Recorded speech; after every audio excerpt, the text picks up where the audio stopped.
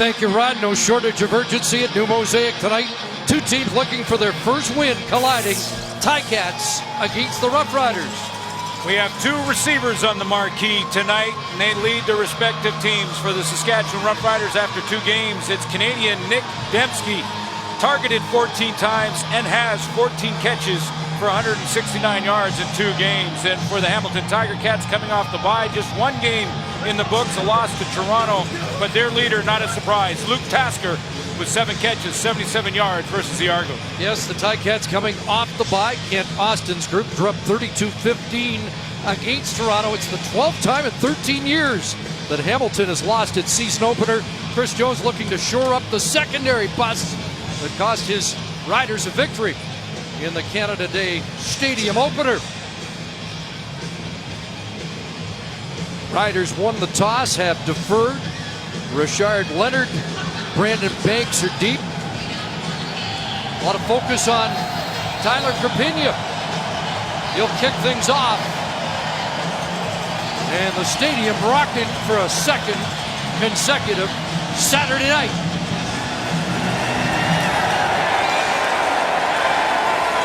Brandon Banks from his 6. A little crease up across the 30-yard line. 26-yard return. And Zach Collaros, who had a tough opener, leads the Ticat offense out. Completed almost 67% of his passes, 242 yards. Did not throw a touchdown in game 1 versus Toronto. Of course, Toronto really took it to Hamilton. They've had the bye to work things out and have changed their offense. Sacked 5 times, looking to provide more protection.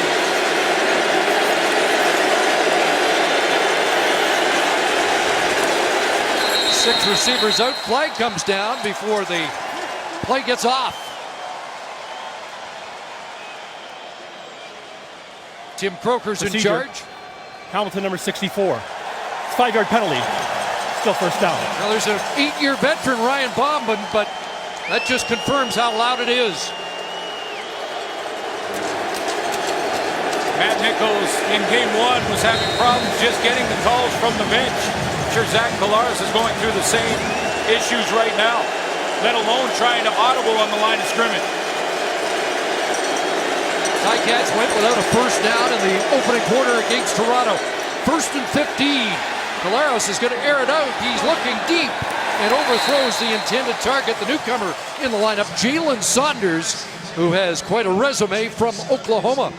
Kent Austin's had to juggle the lineup offensively, put in a couple of new receivers. You just saw Jalen Saunders. You're going to see Brian Timms, Mike Jones. No Terrence Tolliver, no Andy Fantus, Chad Owens, of course, the Saskatchewan Roughrider. There's the offensive line. And speaking of former Roughriders, Xavier Fulton plays that left tackle. Fulton was 75 games as a Saskatchewan Roughrider. A lot of focus on the new right tackle, Jordan Swindle. Here's Collaros on the scramble and throws downfield and off a hand and incomplete. Javon Johnson there defensively. Collaros had protection issues in game 1. You mentioned the 5 sacks, and I think we're going to see the adjustment from Kent Austin as he lets that offensive line settle in. We'll see Zach Collaros on the roll a little bit more. See that quick game, some screen draw. Try and get it out of his hands as quickly as possible. Steele with the kick. And Nick Dembski at the 36. That's a 47-yard punt. Can Dembski get outside? He turns the corner. Up across midfield and angled out at the Hamilton 51-yard line. So a 23-yard return for Nick Dembski, who has had a terrific start to the season. Antoine Grant, new receiver in the lineup, is going to make a key block for Dembski on this return. You need one to get the corner. Watch 85 in your screen right here as he comes and lines up. His man takes a little chip right there at the point of attack, gets Dembski out and around the edge. It's a great field position start for Kevin Glenn, 377 and 4 touchdown passes last week. They faked the pitch. It's a hitch to to Ron Carter. Just his 8th catch of the year, 5-yard pickup. But Kevin Glenn's played pretty well. He's thrown a couple of interceptions, 3 to be exact, but 5 touchdowns, 675 yards, and he's really put the Riders in a position to win game 1. They didn't on a missed field goal, and at least tie game 2, and they didn't on a missed field goal. 2nd and 5. 3 receivers far side. The pass caught by Rosso. No, it wasn't. He dropped the football. Incomplete, or are they going to call it a catch? Waving it off. One official wanted to spot it. Ruling on the field is an incomplete pass.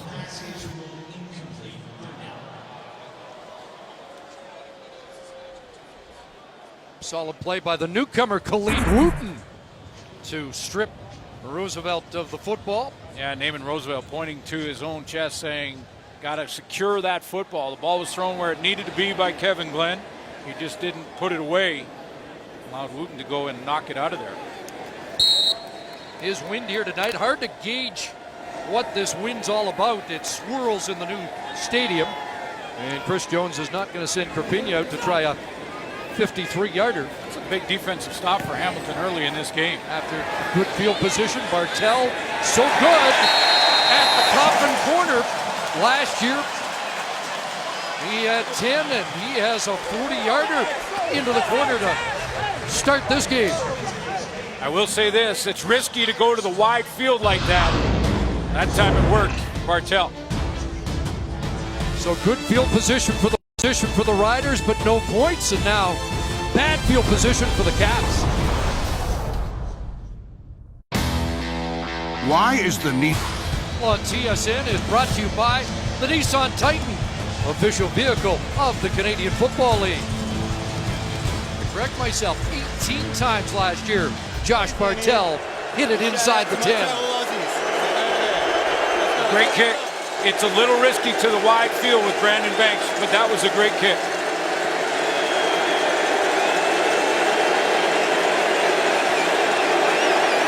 Ticats start at their 5. Yeah, they're having problems just getting the ball snapped, yeah. Of course, every team practices with noise. Procedure. Hamilton, number 60. Half the distance to goal. Still first down. This time the right tackle, the rookie, Jordan Swindle. Yeah, I'm not sure you can simulate this level of crowd noise. We heard very similar level, and I'm not going to get into the debate last night get into it. in Investors Group Field. I don't want to get in that debate, but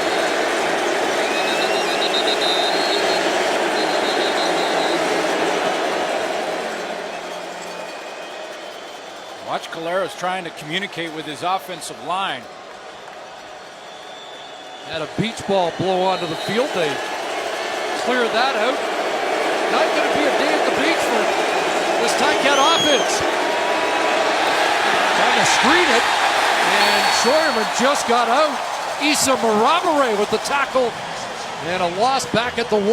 Ross Scheuerman in for C.J. Gable. Just flat hustle by Marabare here. He's just going to get up the field, take care of his responsibility first, but he sniffs it out and gets over there to the starting running back, Ross Scheuerman, playing tonight for C.J. Gable. There was Willie Jefferson getting his hand on the football. He's had 6 pressures already this season and a quarterback sack. They're at the 1. They got to get to the 15. A little more time. And out for Timms, who has the catch. Well short of the first down. Casey Rogers there defensively. Well, you talked about it right off the top, Chris. The Saskatchewan Roughriders have been playing pretty well on defense, except for a few busts in each game. And the busts in the back end turn into points. It was around 25 seconds where the Bombers last week scored twice because of secondary busts. They looked solid in the first 2 series here tonight. So 3rd down at the 11. Does Castillo take a knee and concede 2? Dembski awaits at the Rough Rider 50. And it Will be a safety. As Castillo goes for a jaunt, it's 2-0 Roughriders. So the Bartel kick and some stout defense creates the first points. Kevin Glenn gets set to go back to work against one of his former teams.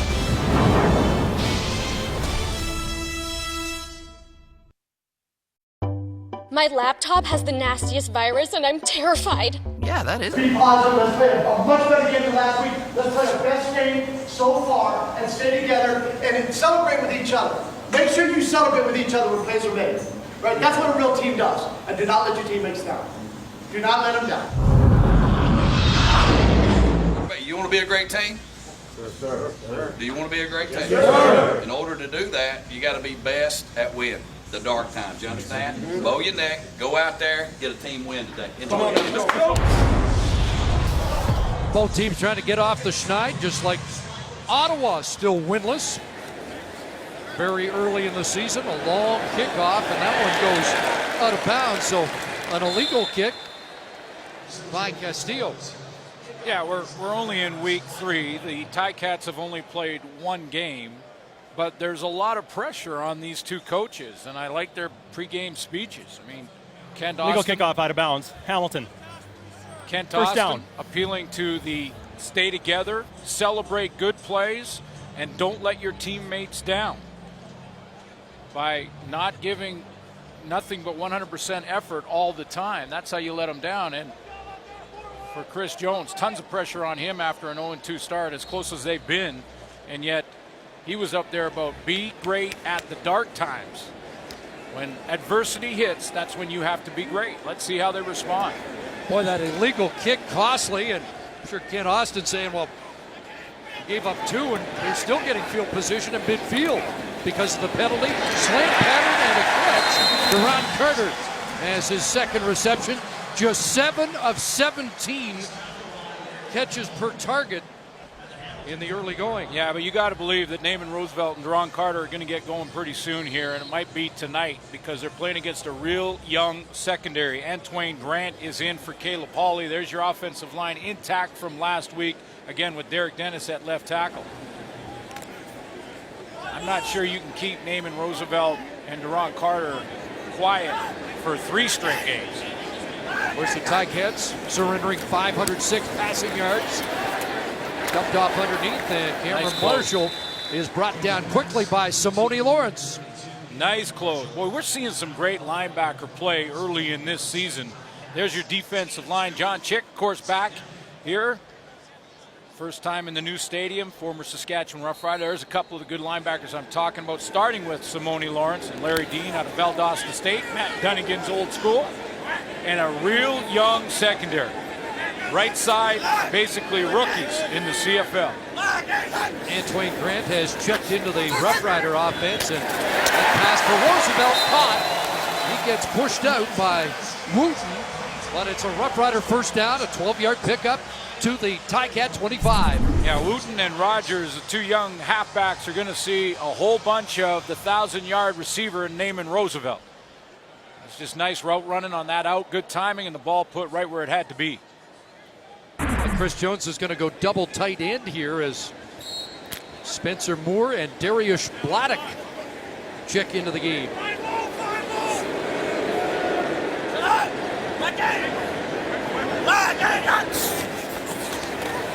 Like the throw for the 6th time, pressure, stripped of the football. They're going to call that incomplete. Simone Lawrence off the edge.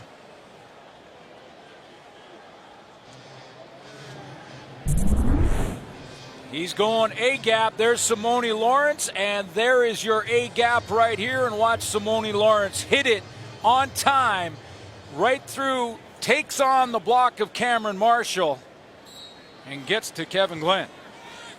An unusual throwing motion by Glenn, who was ducking, preparing for contact, but it does go as an incompletion. 2nd and 10. Go. It's an open receiver. And it's Bakari Grant, the former Ticat. He gets tripped up after a first down around the 6-yard line. catch number 299 for the 7-year vet. Well, Bakari Grant recognizes blitz here, and he's going to run the out because the guy supposed to be covering him is Will Hill, but Hill comes on a blitz. He's that extra tweener, the linebacker / DB. That's why Grant's so wide open in the flat there for a 19-yard gain. Quarterback picked up the blitz, and Kevin Glenn and got it out to him. Rashard Leonard the tackle. It's 1st and goal on the Ticat 6. 8 consecutive pass play. Roosevelt is 3-yard line. Right Tackle now, made by Ethan Davis. Sorry, Chris. Right now, Glenn is beating the blitz by recognizing blitz. They're not blocking it. That time, Simone Lawrence came free. And watch Lawrence come on this blitz. He's lined up to the right of your screen, and he's free. He's not blocked, but Glenn's got to recognize that. Know he's got to get it out there before the blitz can get home. Haven't run it yet. 2nd and 2. Got a motion from Dembski. Gonna throw again. Porter. Intercepted. Justin Rogers down the sidelines with an escort. One man can catch him. Cameron Marshall. There's the block by Dean. And Rogers is in the end zone. Touchdown. A 110-yard pick six. A little late on the timing, and just because they're young doesn't mean they're not great athletes. And Justin Rogers jumps this confidently down on the goal line, and goodbye. Runs out of gas, getting all the way to the other end of the field.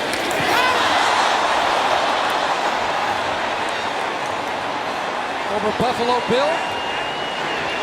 Had a rough debut against S.J. Green. But game 2 going a lot better. Out of Richmond, and as a senior, he led the entire conference in interceptions. In fact, set a Richmond record with 12 interceptions, so he plays the ball well and did in college. Castillo splits the uprights in a stunning turn of events with the Ticats taking the lead. Justin Rogers, a big early touchdown for Hamilton.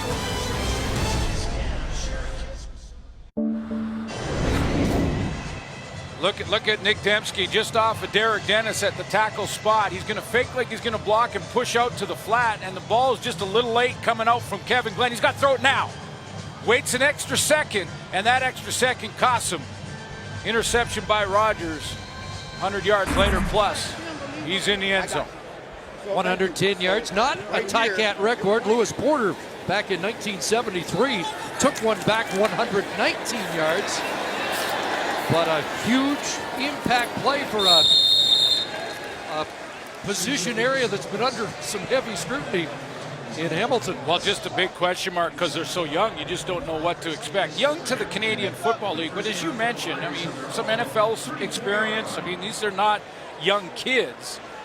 They know how to play the game. They're great athletes. I talked to Ken Austin before, and he said, you know, we're going to keep it simple for the young group back there and make sure they're playing with confidence, but that's the best way to gain some confidence. Take one to the house early in the game. 4th interception thrown by Kevin Glenn on the season. See how he rebounds. Got Roosevelt here, and the catch is made in front of Ethan Davis. And now Kevin Glenn, the veteran, he knows how to flush it. You got to just flush it. Let it go. First quarter, and get out there in the next series and forget that ever happened. It's exactly what he said about last week. He said, forget and fix. No Simone Lawrence right now in the Ticat defense. Here's the first running play, and they'll plow for a first down on 2nd and 2, which was the issue down by the goal line. Simone Lawrence Working with the training staff a little bit, trying to get himself back in there. may have tweaked the groin, but it's like he's getting set to return.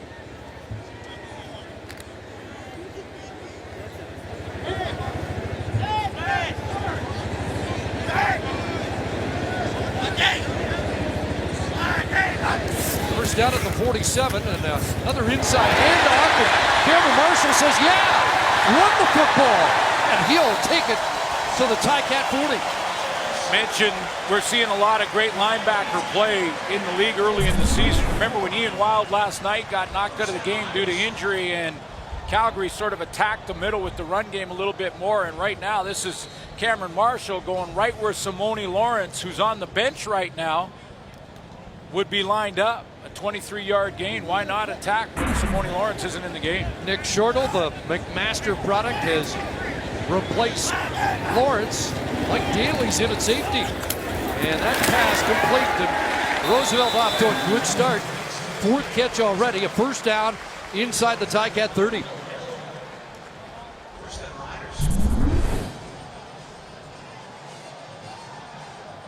Sitting down in the zone, and he does the right thing rather than bubble and try and get wide and lose yards. Turn north-south. Simone Lawrence back in lineup. Back out there.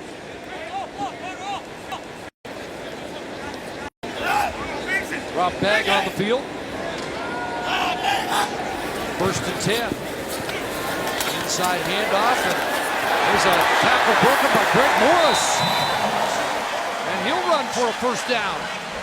You know, Simone Lawrence did his job because he jammed the hole at the point of attack, and he forced Cameron Marshall here to bubble. He sees Simone Lawrence right in the hole there, and that's why he bubbles. And then Lawrence is expecting his teammate, Greg Morris, expecting his teammate Will Hill to make that tackle, and Morris made a miss.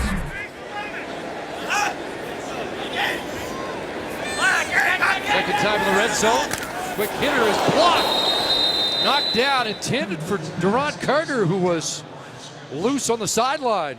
But Ethan Davis gets a hand on it. Oh, and Coach Austin mentioned that they were going to try to simplify. I think he meant simplify by playing some man, but the exotic blitz is still part of the package, because that's a short side corner blitz from Ethan Davis. Gets in the throwing lane. And if he doesn't, it's a touchdown for Saskatchewan. Seventh play of the drive, second and 10. Don't send the corner very often. Four receivers wide side. Glenn looks short side of the field. There is Rob Bag, jolts it out of bounds. They're ruling a catch. He'll be short of the first down by about a yard. Decision time for Chris Jones here. Inside technique by Davis. That's why that out was open, and outside leverage for Rob Bag. He's going. Looks like less than a yard.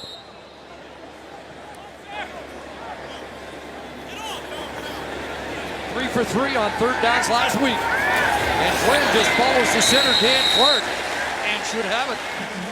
You know, coming into this week on short yardage, after 8 games, teams were 28 for 28 on short yardage, and then last night happened where it took Calgary 6 chances at the goal line, at the 1 yard line, to get in. He ended up getting in and won the game, but it was some kind of goal line stand until that 6th try. Ken Austin's upset. He wanted to challenge the previous play, the pass to Rob Bag, and nobody saw the flag come out. Now Courtney Stephen comes back in. Defensively, first and goal. Glenn, quarterback draw, sneaks through, touchdown!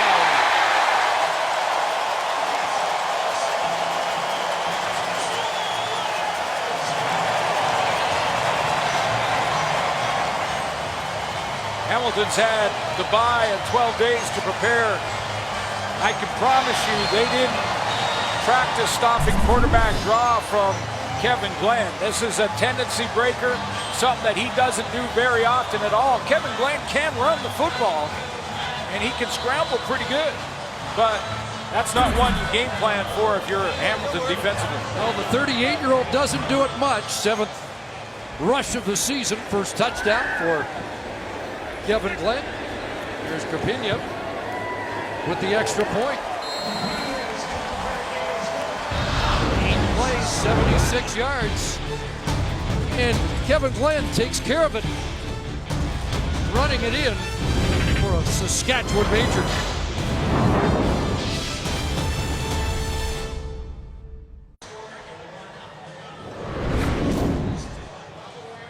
This was the play in contention that Ken Austin wanted to challenge.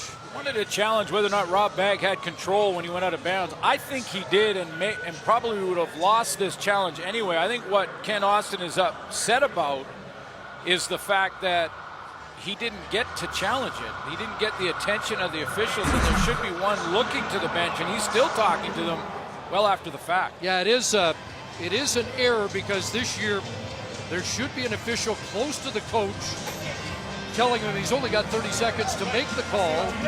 Yeah, having said that, I think Rob Bagg had control, Right.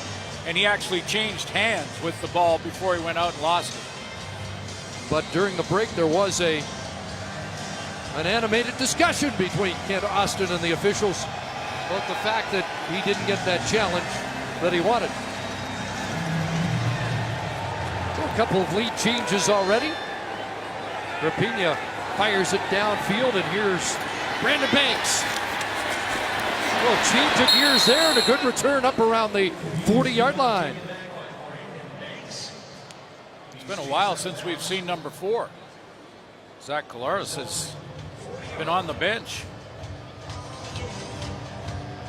Couple of 2-and-outs to start. They did not have a first down in the opening quarter against Toronto, and still in quest of their first offensive touchdown of 2017.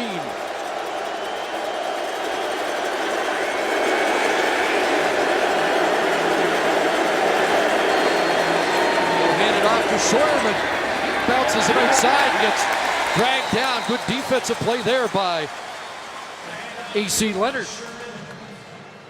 Yeah, CJ Gable, a healthy scratch tonight for Ross Scheuerman, Lafayette. The big game against Montreal with a broken wrist last year. Kent told me before the game he likes how he can explode and make that big play down the field. Had 21 touches in that game. There you see the stat line. 119 yards against the Alouettes, and broke his wrist near the end of the game. We didn't see him again in 2017. Here's a pass for Junior Collins, and he can't reach it. And it's 3 consecutive 2-and-outs for the Cats. Scheuerman steps up, and he can do this like CJ Gable. This is the concern with Scheuerman, or not necessarily Scheuerman, but the fact that Gable, according to Ken Austin, is the best in the game at that blitz pickup. Well, Scheuerman can do it too, and you see an example of that giving his quarterback time to throw that ball. They don't complete it. Good blitz pickup by the tailback.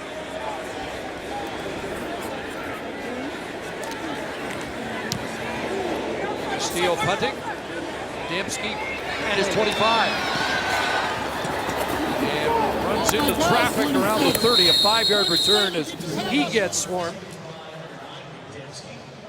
Chris Davis first to get there. And that's the end of the opening quarter. A big play on defense for the Ticats. And Saskatchewan squandering a chance for perhaps an even bigger lead. 9-7 Roughriders after 15 minutes.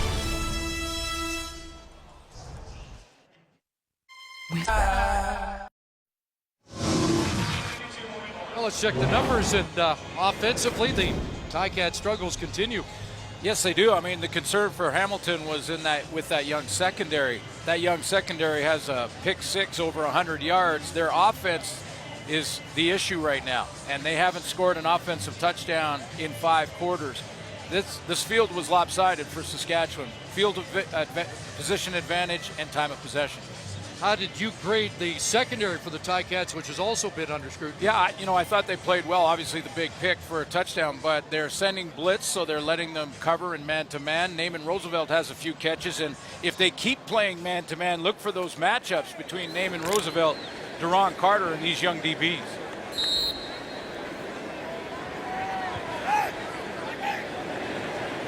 So we start the second quarter just beyond the 30-yard line, and hand off inside once again. Cameron Marshall taken down by Khalid Wooten. Well, they started with Courtney Stephen, who is 5-year Hamilton Tiger Cat in the middle, and then these are the guys around him, the halfbacks in Wooten and Rogers. You can see first year with Hamilton, second start for Rogers, second start for Richard Leonard, and Ethan Davis has 11 starts. That's not very many. First for Hamilton. 3 of those 4 with NFL experience. Wooten out of the Tennessee Titan organization. Ethan Davis had 10 starts with Montreal last year. Down the rail, and Roosevelt continues to get fed. That's what I mean. They're coming with pressure. And if you come with pressure, the matchup is on the outside with Naaman Roosevelt, and this time it's nothing fancy, just straight go route and press coverage. And he's going to test that corner in Ethan Davis.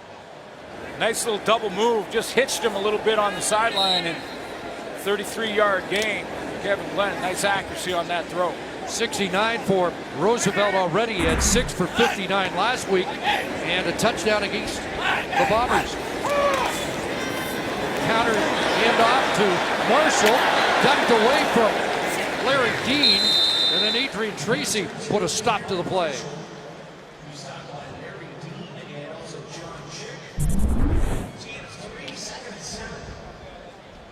Was it Larry Dean that turned him inside?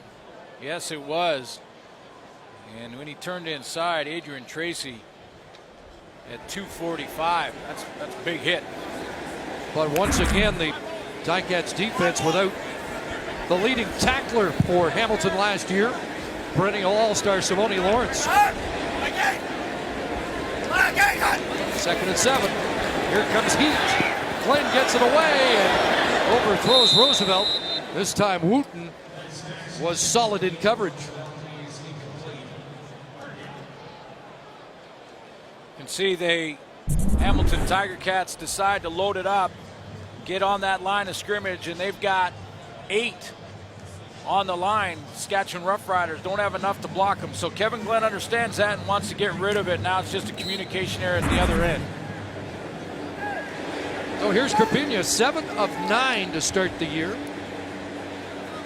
Has missed from 45 and 32 at the most inopportune times. This from 45. Out of the Martell hold and right down the middle. Got a vote of confidence from his coach, his teammates, and a lot of the fans this week, and he responds. Riders by 5. Let's head to the sidelines. Here's Lee Jones. Riders head coach Chris Jones is always looking for that extra 1% to give his team an advantage, and lately it's been about sleep. He read a study that if you get 4 hours of sleep in an entire week, it is basically a testosterone drop that is equivalent to about 11 years of aging. Now, he said that there's a couple of NFL teams that actually have sleep rooms in their facility to allow guys to have naps to catch up on some sleep, including the New England Patriots, and it's something he is looking at this new stadium. And by the way, guys, he was a guy that always got 4 hours of sleep every night, and he admits he's changed that to about 7 or 8. Leonard ducking away and up to the 39-yard line. Sleep room. Yeah. And just try and get any edge you can. And if the Patriots are doing it, then it's worth investigating at the very least. And you know that Chris Jones or any coach is going to try and find that edge. I'd love to have a sleep room on the road. What do you think? Can we get a broadcaster's sleep room? I like that idea. We know this stadium has everything else. Last week, the Ticats averaged 3.5 yards on first down. In 3 first down plays, they have 2 yards so far tonight. Timeout. And Hamilton. Zach Caleros is going to call timeout here.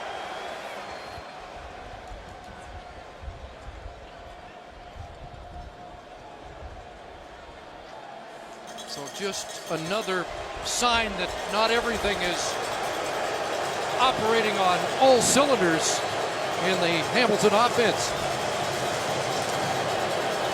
Olivia Crimes in there as well, so they're playing tight end to help with protection.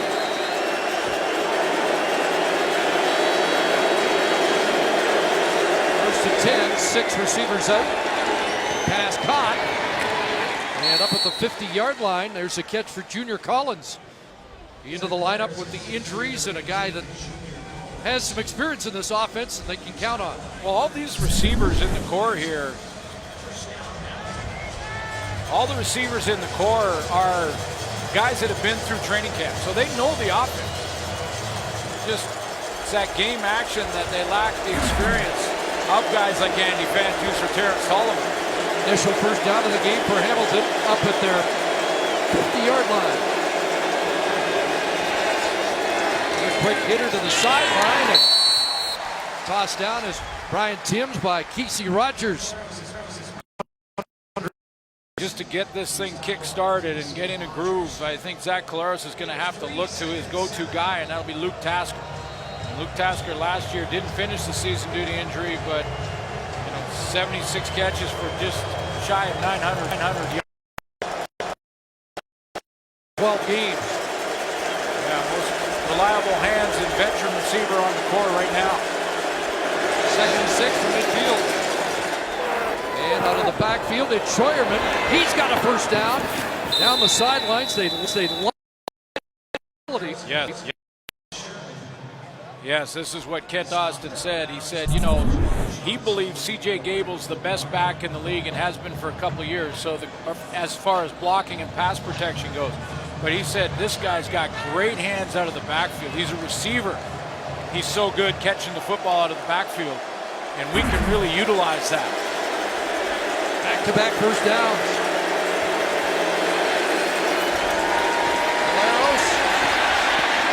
Over the middle, there's Luke Tasker. Excuse me, that's Mike Jones the catch. Mike Jones, the second-year Canadian with the catch and a third consecutive first down. Third pick in the draft last year. He's up there at the wide-out spot. And Ross Scheuerman does a nice job not to get in the way of this throw or try to reach for it or tip it. He knew it was going to the deeper receiver. And Gainey, the former Ticat, with a big hit at the end of the play. But the Cats are threatening. First time on offense. Backpedaling, looking, loading, end zone, jump ball, knocked down. Defensive play made by Chris Lyles, the rookie in that Riders secondary. Lyles has had a bit of a rough go in the first two games, but that's a nice play. Zach Collaros is lucky on this throw that it's not picked off. He's gonna take a long time to throw this corner route to Luke Tasker, and it allows for double coverage. It allows for Javon Johnson to peel off there, and if that ball tips anywhere, he gets it. That's good reach and vertical. For a guy that's 6'4", 195. Yeah, got up there and knocked it down. 2nd and 10. Toby Antigua in the game defensively.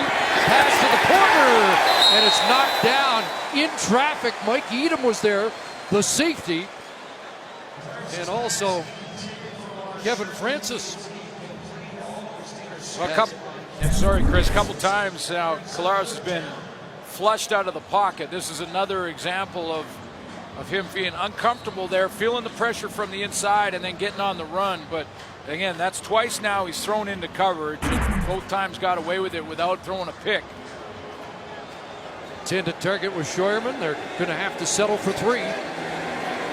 From the 30, Castillo puts it through. It's a 12-10 game midway through the second quarter. But at least a little traction for Austin and Collaros on offense.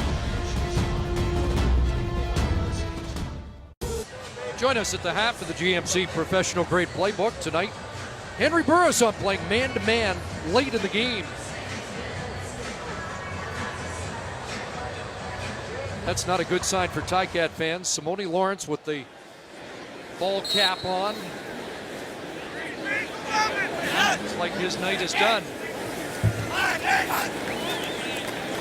Defense on the field. Glenn going to take a shot and overthrows the intended target, Carter, with a flag down in the Rough Rider backfield. It's like a holding call against the Riders. Nice play over the top by Courtney Stephen, the safety, to get over and help on Deron Carter. On that throw, would have come back anyway.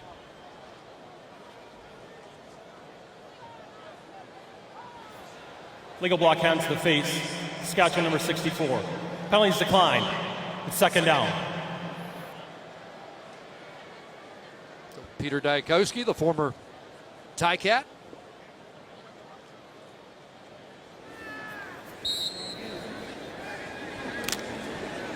Acquired in a trade from Toronto, actually, after the Ticats moved him along. for Armonte Edwards. So it's 2nd and 10. Here comes the Heat. Dumped off underneath. Marshall, Larry Dean there, and they rally to the football short of the first down. There is a flag. Ted Laurent's got his hands up like he's guilty of something. And it's not to tell everybody it's Major game foul, 100. roughing the passer. Hamilton, number 97. 15 yards from the end of play. Automatic first down. Costly penalty against a guy that celebrates a milestone night with game 100 of his career. Let's take a look. Interior there. He plays off Larry Dean, goes around on the stunt, and The helmet to helmet. Yeah, it looked like it got a little probably- high, a little high, and a little late. Two-time All CFL defensive tackle. First down. Little play action fake, and they get it to Carter, who wants a block. And Adrian Tracy will bump him out of bounds after a first down. It's like Duron Carter's more involved early tonight. 3 catches, 15 on that last catch. Yeah, him and Naaman Roosevelt. And Duron Carter,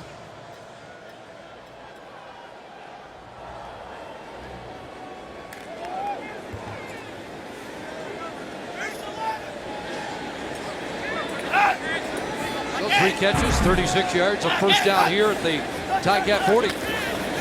Glenn, a couple of pumps, and now to Dembski. There's a flag down in the secondary. Dembski held up there by Richard Leonard, but a flag deep in the Ticat secondary. I think if you're Saskatchewan, Kevin Glenn. Legal contact. Hamilton, number 19. 10-yard penalty. It's first down. Cost Justin Rogers. Legal contact call, and I think if you're the Saskatchewan Roughriders and you're Kevin Glenn with these receivers and Duron Carter, Naaman Roosevelt, you're looking for double moves here tonight. You got to have time to throw the ball in that kind of scenario, but you're looking for double moves because a young secondary is going to just try to react, try and bite on that first cut. If you can double move him, you can get in behind him.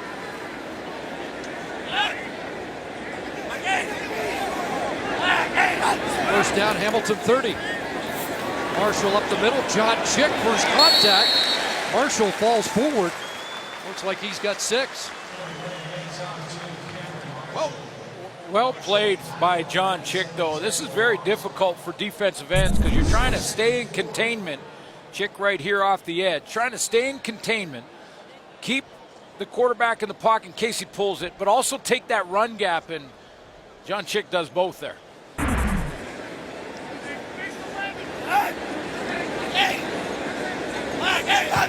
Second and 4. Here comes pressure. Got it away. Roosevelt the catch. Courtney Stephen with a quick close, but looks like it should be enough for a first down. However, there is a flag on the play.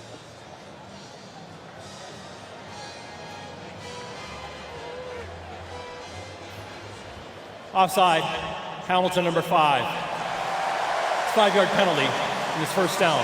Defensive end Adrian Tracy.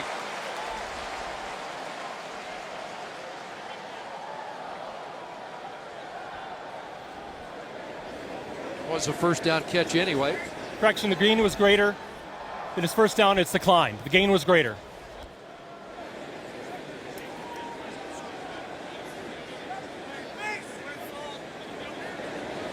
So into the red zone for the Roughriders for the 3rd time in the game.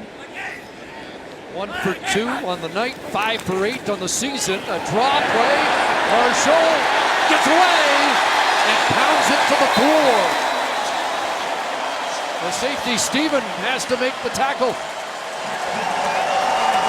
Well executed because it drew the defensive line for the Hamilton Tiger Cats just upfield enough to get Cameron Marshall in behind them. You see Adrian Tracy is so close, but he can't get there. We got him upfield just enough on the play fake and then underneath on the draw. Well executed. Marshall 6 carries, 57 yards here in the first half. First and goal. Pressure into the end zone. Flag down, touchdown. Antwain Grant, the newcomer. Let's see if it stands.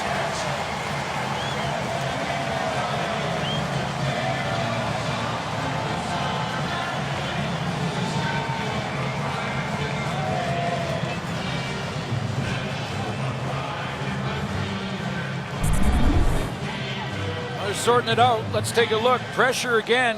Again, a free man for Kevin Glenn. He's got to get rid of it before he gets there. Legal interference blocking downfield before the ball was caught. Saskatchewan number 89. This is a 10-yard penalty. It's still first down. Touchdown taken off the board. Wow, let's take a look at Deron Carter. I don't think he was anywhere near a block trying to help on this play. Well, that's just a flat-out pick. And great call by the official. Now you have to sell it better than that. Picks happen and they get away with them, but you got to sell it. Was not a rub. No, it was not a rub. Here's Glenn looking back in the end zone, and Roosevelt unable to reel it in off the fingertips. Well, I'll say this young group playing against Naaman Roosevelt and Deron Carter are getting up in their face. They're not backing away or shying away. Time Will Hill had to cover from the linebacker spot, but that spot is basically a converted defensive back. Well, this defense been on the field a lot in this first half. Yeah. Riders coming up to their 10th play. They've had a 9-play and a 7-play drive. Second and goal. Another flag down. End zone. What a catch. Touchdown. Will that stand? For Bakari Grant. I think this one is against Hamilton. Offside. Hamilton number 0. Penalties decline. Touchdown stands. Devon Coleman was offside. It's a touchdown for Bakari Grant on his 300th career CFL catch. After throwing a pick in the first quarter for a 100-yard touchdown, or over 100 yards, 110, that's a gutsy throw by Kevin Glenn to go down the middle with Ethan Davis underneath Bakari Grant in a position to play that, lift it over him, and get it to him. Virginia adds the extra point. Bakari Grant, a 5-year Tiger cat, played 70 games for Hamilton. And he scores a spectacular touchdown here against his old club as the Roughriders increase the lead. It's 19-10. Summertime football continues next week. Thursday night football presented by The Brick. Argos take on the Blue Bombers in Winnipeg. Action at 8 Eastern, 5 Pacific across the TSN network. Argos with a big road win. Yeah. Here tonight against the Ottawa Red Blacks, 26-25.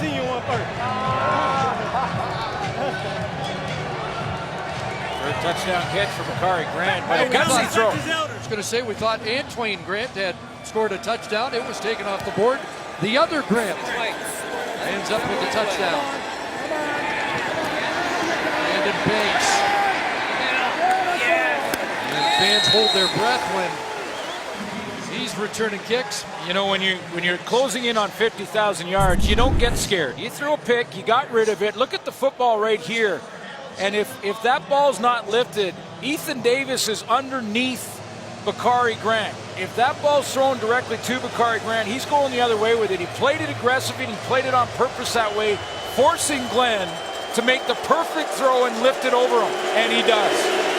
Riders are 7 for 11 and 112 yards on second down conversions. Here's Scheuerman as they try and get the run game going. Prior to that, 1 carry for 3 yards for Scheuerman, 6 on that run. Well, I think, you know, that's a key element to this Hamilton defense. And I know Kent Austin doesn't like to go too much to the run. I mean, he's a pass-first guy, and that's okay. It's okay when you're ranked high in the passing yards, but in game 1, they had just 242, which was 8th in the league, and so they need to be more productive there. If they can get the run game going, they give their offensive line more confidence. Cause for concern here, the center, Mike Filer, 6-year man out of Mount Allison. Maybe their best and most consistent O-lineman.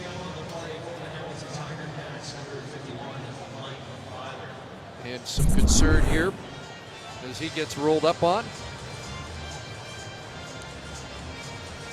Just to the left, you can see him. Scheuerman rolled right on the back of his leg. Issa Marabere also shaken up on the play.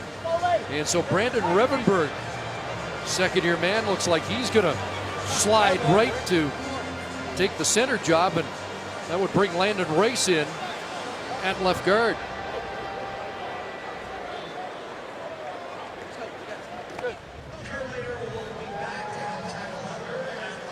And that's not a good sign.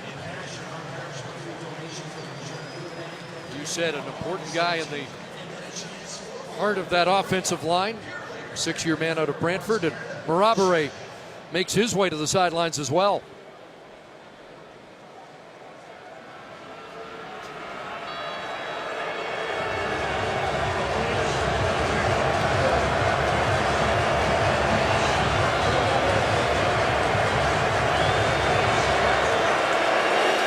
So 4 minutes to go here in the first half. Just a 14th offensive play for the Ticats.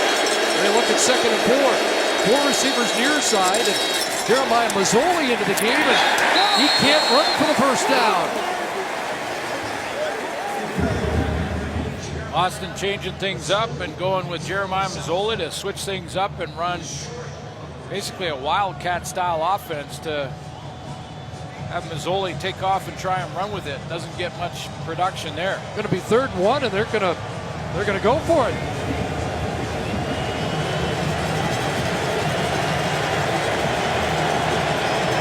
Mazzoli stays in.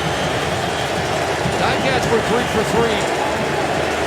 And week 1, some late adjustments on defense. And it is Mazzoli. Directing traffic, shortly in behind. And Mazzoli off the left side. And it should be close. Well, if he gets to the 40, he's got it. Just shy of the 40, so they might have to take a look at this. Don't think they had to get it. They're giving it to him. Yeah, didn't have to get to the 40. That would have made Ken Austin breathe a little easier. Yeah, I was going to say but at the 40 it's guaranteed. A little second push after that. That secondary push right there, that extra one got the spot he needed. That's big. In behind the changed up offensive line with Revenberg and Rice. 3-minute warning. This is our summer. Hotel Trivago. The Riders lead 3 minutes till halftime. Coming up, the panel on Saskatchewan's response after giving up the pick 6 to Justin Rogers. Also, Hamilton's offense or lack thereof. And Toronto's big 1-point victory in Ottawa, putting the Argos on top of the East Division. Back to Chris and Glenn. Thanks, Rod. Just under 3 minutes away here in the opening half. 19-10 Saskatchewan. First down, Caleros, pressure, and he is dropped. Willie Jefferson gets home and has his 2nd sack of the year. It looked to me like they were trying to get the football to Luke Tasker. And Willie Jefferson gets there because Tasker was well covered. That's exactly where Zach Caleros looked. He wanted to get it out there to the left side, the short side of the field to Tasker, who would come in motion. Well covered there, he had to pull it down, and then Jefferson gets there. 6 quarterback pressures and a couple sacks already this season for Jefferson. 2nd and long, lead 19. Pass underneath to Timms, and he is ushered out of bounds by the veteran Javon Johnson. New stat by Steve Daniels at the CFL office to track pressures, which I think is an excellent idea because they can be just as disruptive as sacks and just as important for defense. And there's your leaders, all tied at 6 coming into the week. Willie Jefferson up there with 6. He added a sack and another one tonight. That's 2 so Riders far. at 9 as a team after the first 2 weeks. A one-hopper to Dembski, and he is surrounded and drilled after a 40-yard punt that as Dembski dropped at the 40. That's a good defensive stand and a chance for Kevin Glenn to put the foot on the gas pedal a little bit. Lots of time to get in at least field goal range here.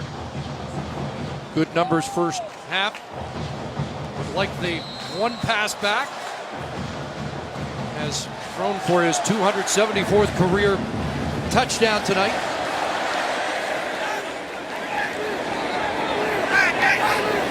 Four receivers far side. Looking that way, and a nice catch there. Grabbed by Rob Bagg for a first down at midfield. Let me show you why he went to the field there. This is because Deron Carter was down here by himself, and you're going to see that Courtney Stephen is going to, the safety is going to favor that side, almost doubling Deron Carter. That's why Glenn says, no, I'm not going to go to that single receiver. If they're going to double team him, I'll go to the field. Bagg just one catch last week for 6 yards. A couple here tonight. Glenn dumps it off, and away goes Cameron Marshall. Nick Shortle is in for Simone Lawrence. In on the tackle. 12 yards for Marshall and another Rider first down. Well, Stephen McAdoo is just sticking with the game plan. The offensive coordinator for Saskatchewan wasn't rattled by the 110-yard interception touchdown, nor was his quarterback Kevin Glenn, who's been there, done that, and has bounced back from it in his career. Got things rolling in this second quarter offensively. Major difference in time of possession. Pressure on! He is sacked. Will Hill on a linebacker blitz gets home and drops Kevin Glenn back around the 53. Yeah, Will Hill does this from a long way away, and he starts here and he comes all the way around the horn and gets there. Kevin Glenn doesn't count him and doesn't think he's on the blitz because he started at the opposite side of the formation, doesn't even see him coming, and there he is. What a game he had in his CFL debut. A couple of block punts, 7 tackles, 2 quarterback pressures. Now his first CFL sack. 2nd and 18. Glenn has time. Underneath. Roosevelt can't hang on. Nick Shortle with first contact. Yeah, no other player had ever done that in CFL history in his first game. 2 block kicks for Will Hill. Got an injured Rough Rider down on the field. So Hill's one block set up a touchdown. Major foul, unnecessary roughness. Saskatchewan number 67. 15-yard penalty. It's 3rd down. Dan Clark called for unnecessary roughness. The UR call is going to improve Hamilton's field position in this final minute. And it's Derek Dennis, the all-star left tackle, who is getting attention. I was going to say, so Hamilton 6 quarters in, or a minute shy of 6 quarters, have 2 touchdowns, 1 on defense and 1 on special teams. Yeah, I think the panel is going to discuss a lack of offense. But here it is. A little CFL history. Will Hill in his very first game in the CFL, 2 block kicks and 1. Richard Leonard takes to the house. Only 10 have ever done it in a CFL game. And the last was back in 2002. But as you mentioned, I told you got the dimes and the golds on out there. I gotta play like a millionaire, you feel me? Gotta eat. Veteran 50 games in the NFL. University of Florida too, and played in the national championship when the Gators beat Oklahoma back in 2009. 3 NFL touchdowns off defensive plays. But the concern right now on the field is for Derek Dennis, who gets to his feet. Well, let's take a look and just see. There he is at left tackle. Saskatchewan is challenging that there's legal contact on Hamilton number 1. Pass pro, and he grabbed that elbow just after the chuck there. He tried to. After all that, we're going to get a challenge.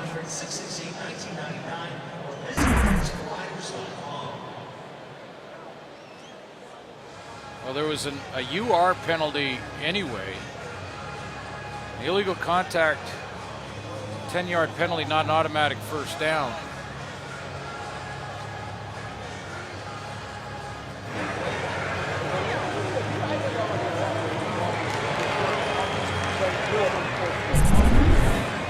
Very close. I think this is what the challenge is right here with Will Hill. Steps out right at the 45. Chuck right there and jam on Naaman Roosevelt, which is just past the 5-yard mark.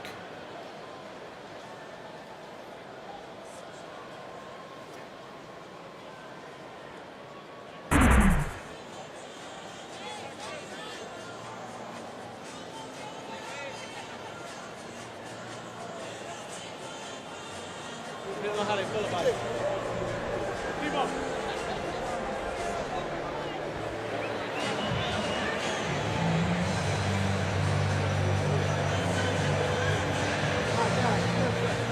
So the command center takes a long look at this one.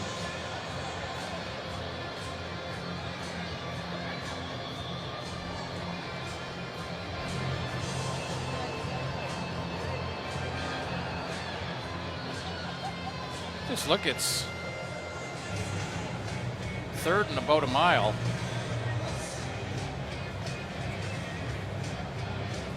Now, as the intended target, does it become pass interference? Well, that's a great point, because if it's illegal contact, it's a 10-yard penalty. If it's pass interference, automatic first down. Point of foul penalty, and the UR could be tacked on, but it's still an automatic first down. That's a different scenario. But they'd still be looking at 2nd and long with a 10-yard if they win this challenge.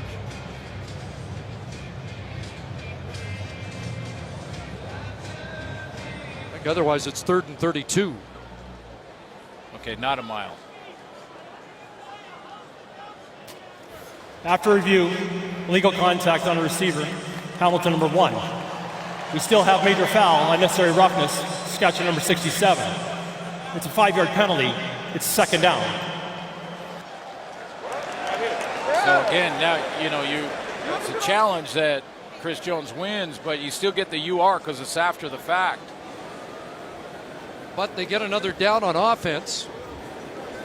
And you're 2nd and 23 yards. And no Derek Dennis at tackle.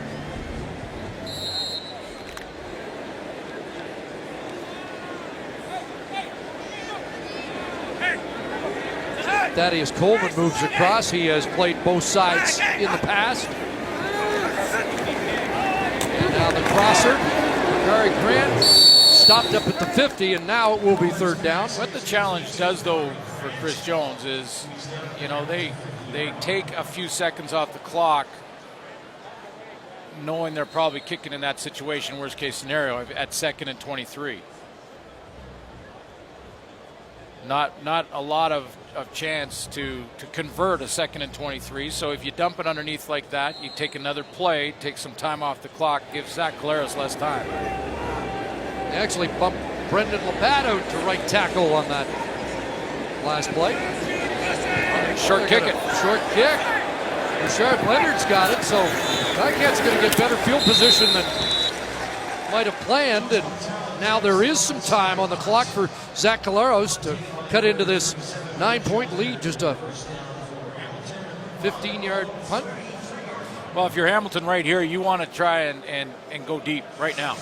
Just make Chris Jones pay for that decision a little bit by taking that gamble on that short kick, trying to recover it. Say, okay, you're going to give them some field position like that with time for about 3 or 4 plays. Go downtown.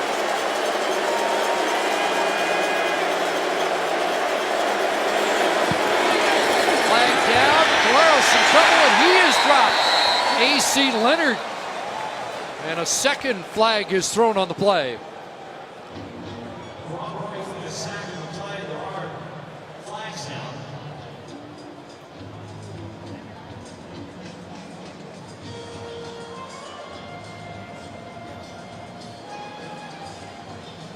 So a couple of infractions to sort out.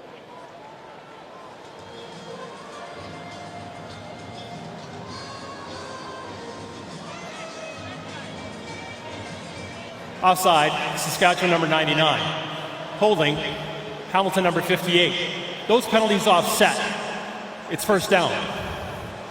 Well, you're going to see the 2 principles here. First of all, A.C. Leonard's up at the top here, and it's speed rush around the edge on Xavier Fulton, the left tackle.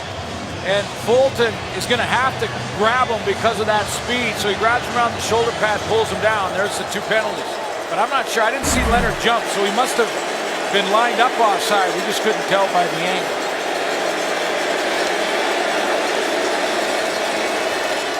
Collaros gets it out quickly here. And the catch made by Jalen Saunders. 7-yard gain to the 40. Eric Dargan was there to make a quick stop. And another guy who's got some NFL experience, and Jalen Saunders had a hamstring in training camp. 5 receivers set, pressure coming, drops it off underneath. Scheuerman has a first down, drilled out of bounds, and the Ticats move the chains. Well, that's heads up though. That gives them a chance here for a 20-25 yard gain and possible field goal attempt. Scheuerman is heads up to first of all know where the marker is, so he sees it. You see that little look to the right, and then gets out of bounds, stop the clock immediately. 14 seconds remaining. And the Ticats need probably around 20.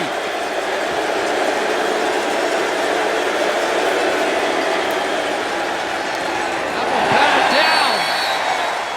Second time that's happened. A.C. Leonard got his hand on the football. Well, that's what you do, and we've been, after the first 2 weeks of the season, been talking a lot about the fact that sacks are down overall, and they're trending down. So what do you do if offenses are going with the quick game, try and get the ball out of there? You get your hands up. Might not be able to get there to the sack, but you get your hands in the throwing lane, and that's what A.C. Leonard does. As I mentioned, without Jonathan Newsom let go this week, Leonard getting more reps and flags fly. This final minute's taken a while.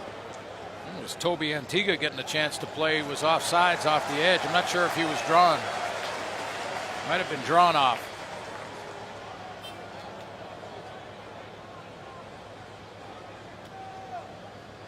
Procedure. Hamilton number 60. The penalty is declined. Second down. Right tackle Jordan Swindle.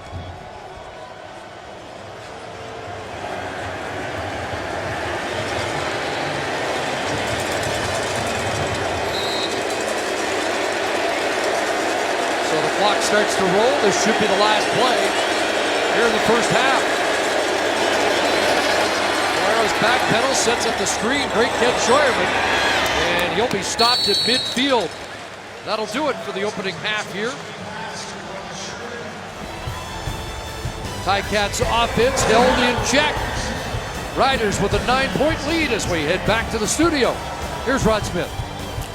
Thank you, CC. Back with the panel, Milt Stiegel, Matt Dunnigan, and Chris Schultz. Well, the Saskatchewan Roughriders clearly have been the better team this half, even though they had to survive the biggest play of the half, which is really the only highlight for the Hamilton Tiger Cats. That would be the pick six. So why don't we go in chronological order? We'll start there, Matty. Justin Rogers. Yeah, I just like to break this down because a lot of offensive coordinators, quarterbacks. The line of scrimmage, so it's 2nd and 10.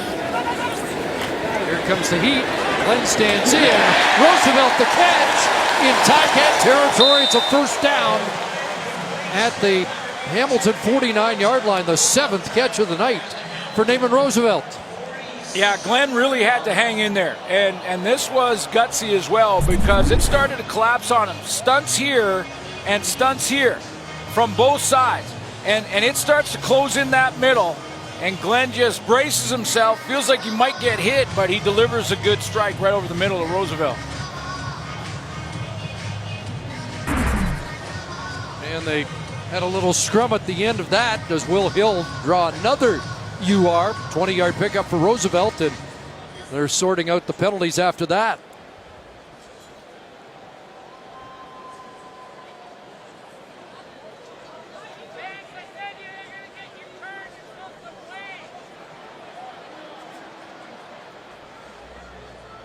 Well, we just lost some lights here. Major foul, unnecessary roughness. Hamilton number 16. Up 15 yards, automatic first down. That's Brandon Banks on the sidelines. Let's take a look at what, there's Banks right in the middle of your screen. He gets in there late from the bench. Did he shove the official? Looked like that's what they thought they saw anyway. Let's take a look. Did Banks get his hands on the official and push him down? I think he just kind of pushed the pile. Was a Will Hill, but in any event,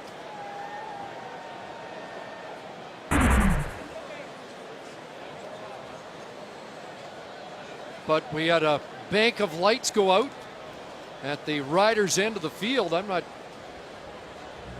sure they're going to continue or not. An early glitch.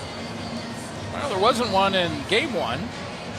At least not like this, where the field was affected. I'm not sure if there were any in the amenities and behind the scenes, but this happens at my house when I plug the iron in sometimes. So we blew a fuse.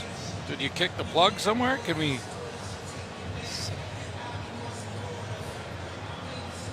Now the question is, how long does it take to warm those lights back up and get them back up and running?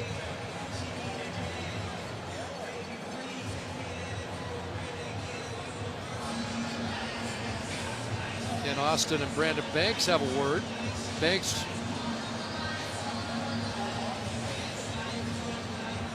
in some trouble with the head man. Yeah, it'd be interesting to see Ken Austin review that. I'm sure Banks isn't innocent, but there might be others involved. We're going to step aside while they head to the fuse box here and sort out this electrical issue. Lights back on here, so might not be the delay that we might have anticipated. Brand new building, they just had to hit the switch down in the fuse box. And coach on the left on a shorter fuse than the coach on the right. He just had a conversation with Brandon Banks about getting involved here and talking to the officials. And you know, Banks can say, listen, I didn't push him. He can give him side of the story. It doesn't matter.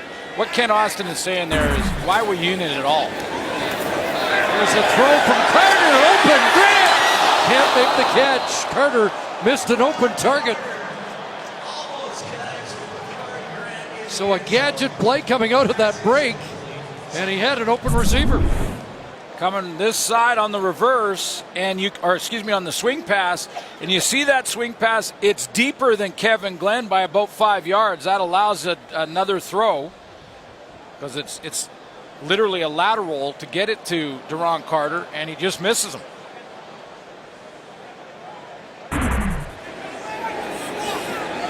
Which is why he's a receiver.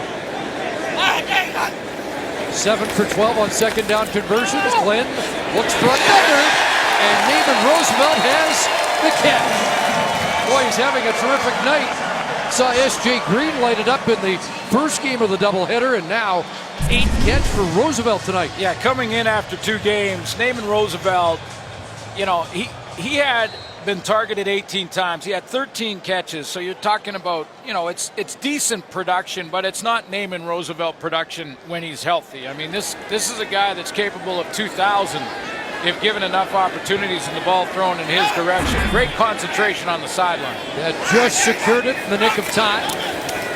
Another red zone visit. Look out. Oh, what a hit that was. Courtney Stephen. Flag down in the end zone. They'll say defenseless receiver as he extended like that. And Roosevelt needs some help to get up. But you saw that coming, because that ball high, floated by Kevin Glenn. And Roosevelt going after it. Courtney Stephen had him lined up. Here he is right here, and just the hot route. Major foul, unnecessary roughness. Hamilton number 22. Up half the distance to goal, and it's first down. Led with his shoulder first, and the ball was right there on his hand when he made the hit. It's the third major foul of this drive, but I'm not sure that's a foul, is it? Well, I don't think it is. I mean, that's a shoulder first. In fact, Courtney Stephen takes his helmet out. It's Roosevelt's helmet that leads into the side of Courtney Stephen's helmet. And doesn't know that Roosevelt's not going to bring the ball down. Well, the ball just bounced off his hands a second earlier. Not even a second. Good to see Roosevelt up. Yeah, absolutely. Most importantly, and to show, again, that courage over the middle, he was going after that ball even though he knew he was going to get hit. And that one, I guarantee you, the quarterback and Kevin Glenn feels terrible about. So the ball down on the 7. Riders in the red zone through that interception pick 6 on their first trip, but have scored on back-to-back since.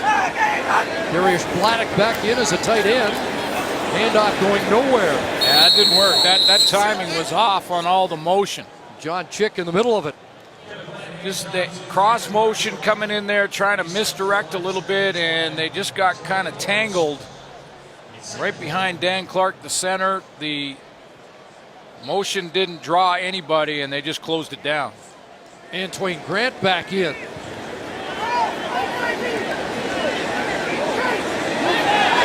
Late substitutions for Hamilton. They got too many men, do they? Here's Glenn into the end zone. Touchdown. All kinds of confusion on the Hamilton side, and Deron Carter has a major score. No question.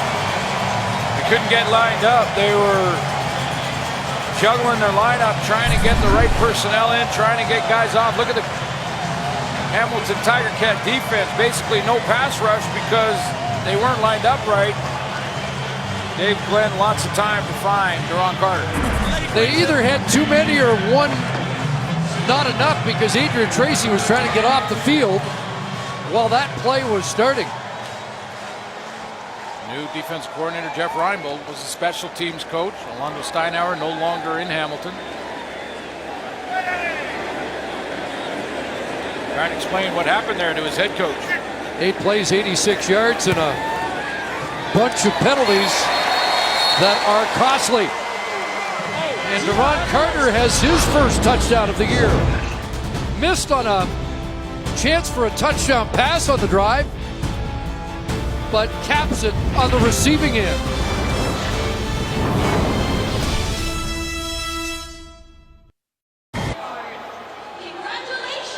Will Hill has been disqualified from the game after the convert and altercation, including abuse of officials. Yeah, he's right here.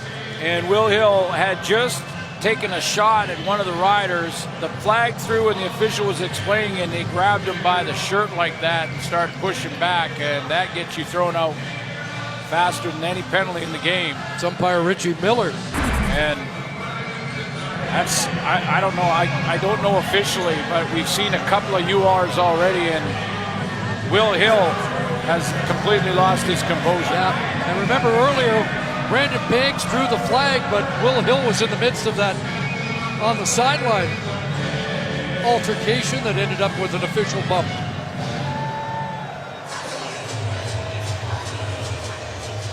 So it's unraveling on one sideline, and the home side is taking charge. What up, Pops? Way more to come. A lot more to come. Definitely.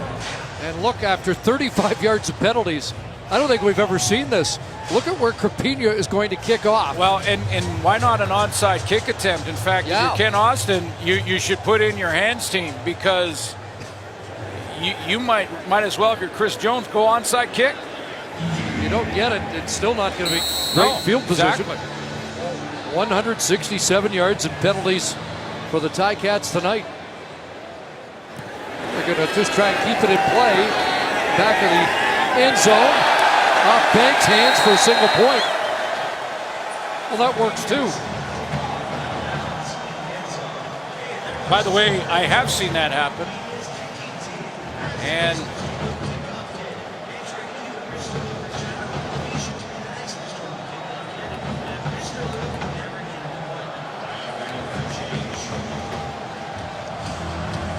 well, let's take a look at the touchdown, and I'll try and get to that story later, maybe.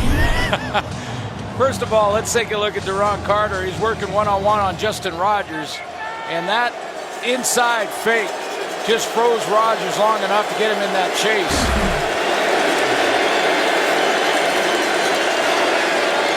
Papakalaros rolling, pressure on, and it's incomplete, intended for Jalen Saunders. You know, most importantly, struggles on offense for Hamilton, no question. Struggles on defense with the young secondary. Time of possession starting to add up, and that defense gets tired a little bit. That's no excuse for losing your composure.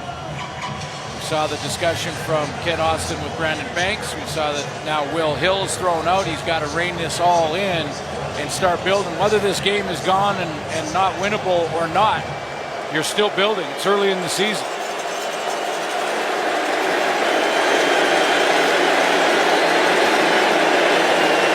Second and 10. Willie Jefferson on the prowl. Pass complete. Now, where is forward progress for Brian Timms?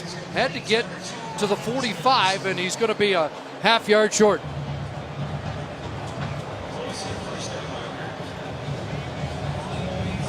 Short yardage team comes on with Jeremiah Mazzoli.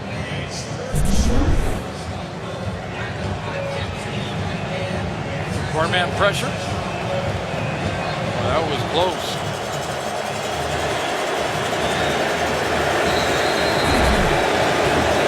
Tight window. Mazzoli is sneaked for a first down once. And does again. I think if you're Chris Jones, you've seen a step taken here. Whether it's a Hamilton Tiger Cat team that you're catching as they're rebuilding, but the bust that we saw last week against Winnipeg in the secondary, we haven't seen tonight. They've shored that end up. That defensive backfield has got their assignments down, and to be quite honest, I've seen less substitutions defensively, so he's letting the guys play and gel a little bit together.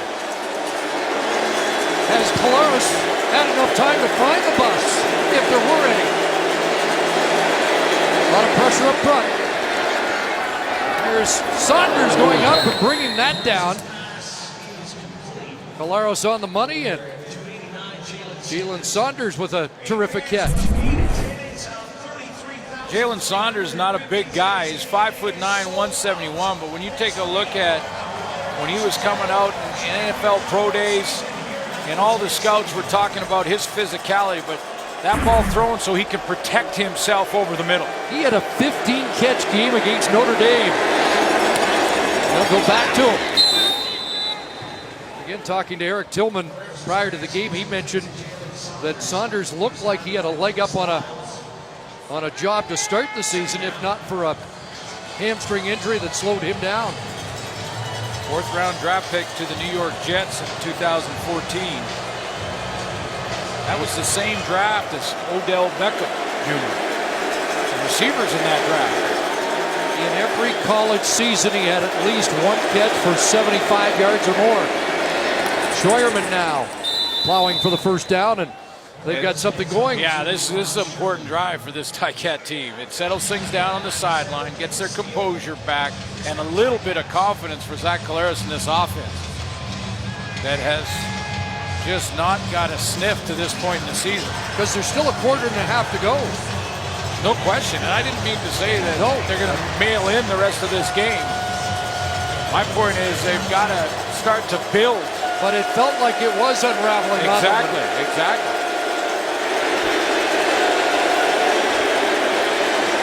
First down. Crosser, incomplete. Brandon Banks can't bring it down.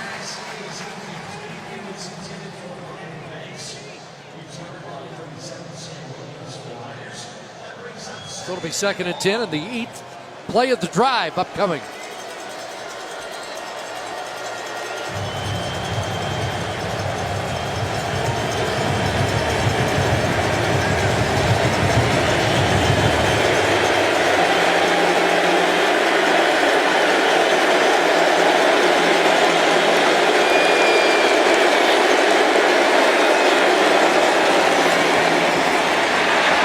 The heat, Colares. Downfield, it is incomplete. How many guys got their hands on it before it fell to the ground? Sam Williams, the last with a chance at an interception. You're right about that pressure, though, because Zach Colares is just, as soon as he goes to set up, he doesn't have the time, and he's trying to bounce around and throw that on the run. That's why I threw it into traffic again. You're right, bounced around 3 different riders. Yeah, heck, Williams, Geeney was around it, and now Castillo puts it through from 38 yards out. Still looking for that elusive offensive touchdown, but now within 14.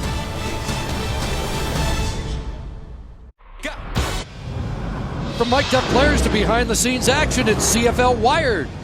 I'm going to catch a fade on him before this game is over for a touchdown. Hey, give me some! Jay, I like this group, man. Let's go! Catch it Wednesday, 7 Eastern, 4 Pacific across the TSN network. That group won another one tonight. Yeah.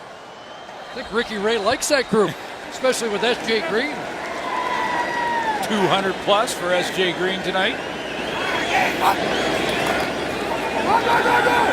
35. Saskatchewan starts, and Cam Marshall with a gain of 3. Kevin Glenn quickly approaching 50,000 yards on the odometer.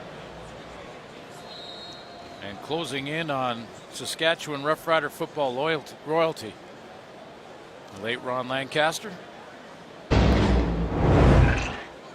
Will Hill out of the game. Chris Davis has taken his spot. Pressure coming. Glenn gets away. Directs traffic. Flag comes down, and the pass is incomplete. Open downfield was Antoine Grant, but a flag down in the Rough Rider backfield. And Glenn flexing his throwing hand. Holding, Saskatchewan number 67. Penalty is declined. It's third down. That's the center, Dan Clark. Yeah, I thought Larry Dean deliberately on purpose kind of gave Glenn a shot as he's running by. Now he's got to avoid that contact and had lots of time to do it. He's lucky he didn't get a flag there. Is he ever? Just the second 2 and out of the game for the Rough Riders.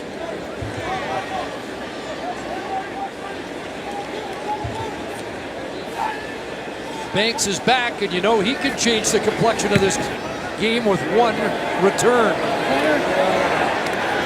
45-yard punt.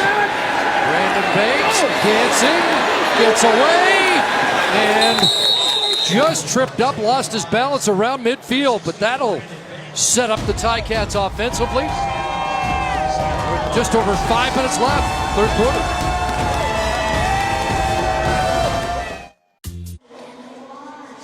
Welcome back to Mosaic. Lee Jones has a special guest. Yeah, thanks, Chris. You know, the CFL is the Canadian game, but it's also watched internationally, and probably one of its biggest fans internationally is Australian Wesley McGrath. He is currently in the midst of a 5-game in 5 cities tour. Here tonight, he'll finish it up in Winnipeg. He found out about the game back in 1988 when he was visiting Canada, visiting his wife's relatives, watched games in Edmonton and Winnipeg, and instantly fell in love with it. But his favorite team is the Saskatchewan Roughriders, and I asked him why the Roughriders. Well, he said back in 1988 they hadn't made the playoffs in 11 years. They were big underdogs. In Australia, we love underdogs. So I picked the Saskatchewan Roughriders, and that's who he's cheering for today, guys. I think a safety back then caught his eye. It's like shout out to the Aussie family over here, the McGrath family. Doing the CFL tour. Hope you're enjoying it. Let's get loud. You know, last week we got some tweets from Melbourne and from New Zealand. So I got a thought on that. Why don't we do a TSN football camp in Australia? Oh, there's an idea. We just need a little budget for that. Our producer John Hines will get on that immediately. And wherever you're watching tonight. Yeah, special hello. And while we have the opportunity, we're thinking about the folks in the interior of BC with the wildfires tonight. Hope everybody is safe. 2nd and 7. Here they come. Valeros in trouble. And incomplete. There is a flag, though. Downfield, Brian Timms was the intended target.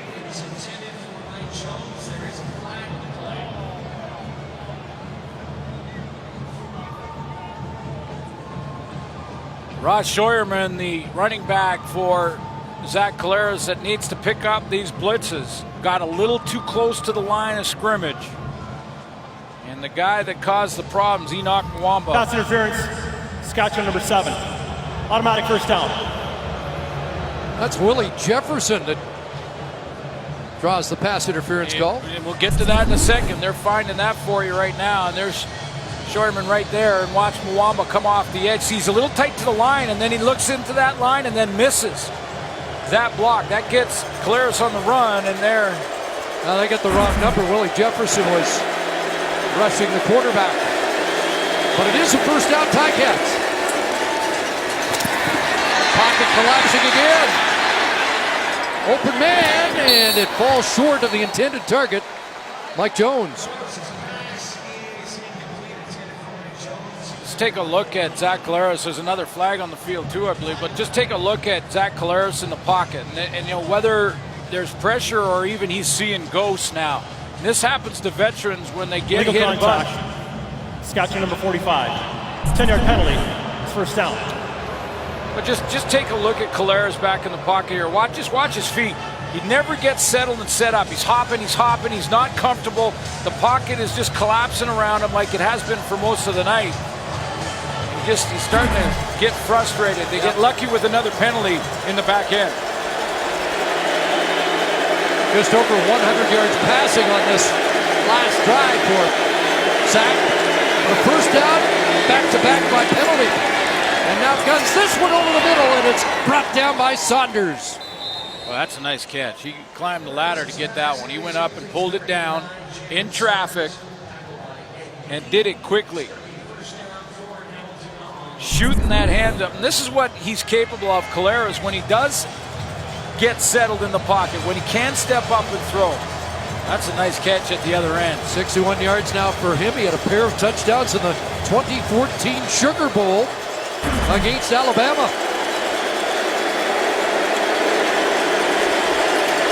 So they're 11 yards away from their first touchdown of the year, and they'll have to back up 5 from there. Crowd's been a factor throughout the night. Procedure.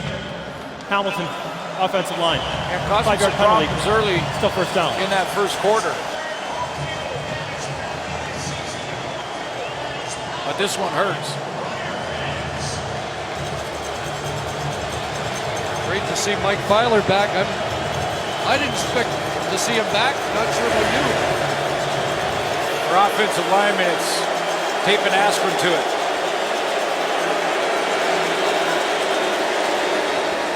And off Scheuerman, looked like he had an opening off the right side, but it closed down. Ed Geaney steps up to make a tackle.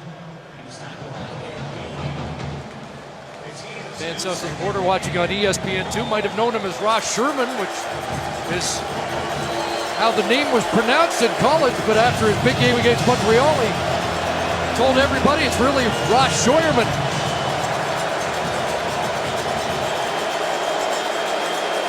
And he'd like to put an exclamation mark on that with a touchdown.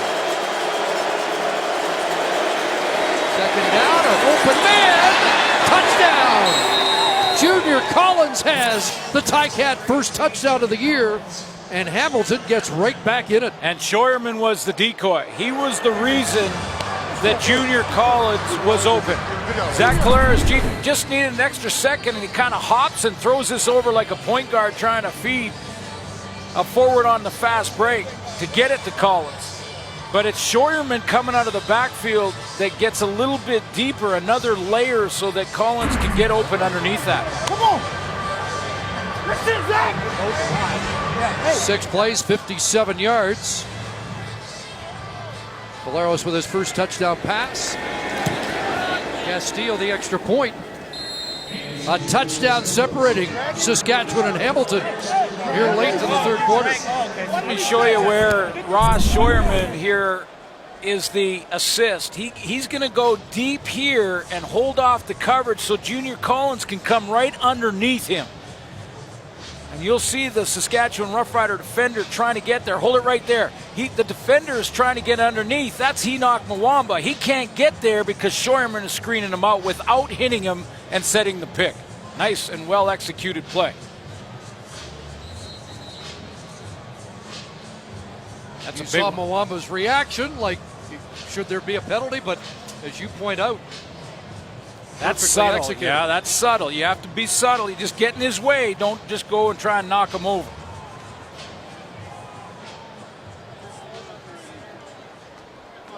right there. Well, a confidence-boosting drive. It was a drag. Hey, June on the beat. I seen that. Nobody came with me on the cluster, though. That's how you got off. Well, they've got a touchdown on the board. Now can they get Luke Tasker involved? Morris. Brought down just across the 25-yard line. So we'll see how Kevin Glenn responds to that Ticat touchdown march.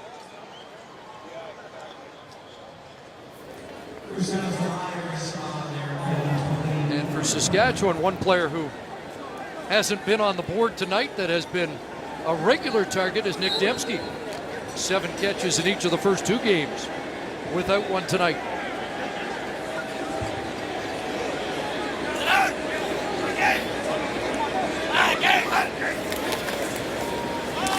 Short drop into the hands of Carter. Richard Leonard there to tie him up. All of a sudden, the Riders getting a little more creative with Deron Carter and Naaman Roosevelt. They, in the first 2 games, lined up together onto the short side of the field for the most part. I mean, when you say short side, ball in the hash mark, for them right now would be their offensive right. Tonight, we've seen Deron Carter to the wide field, Naaman Roosevelt and Carter together tonight, both at the wide side of the field. A little more room over there. 6 for Carter, 5 for 60 in the game. Pass over the middle, and it's complete. Bakari Grant has another catch and a first down. Ted Laurent without a helmet, and he thinks there should have been a penalty.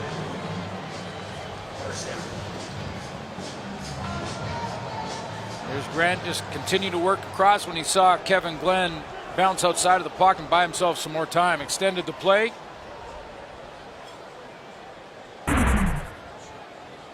Laurent had to go a long way to pick up his helmet, and he heads to the sidelines.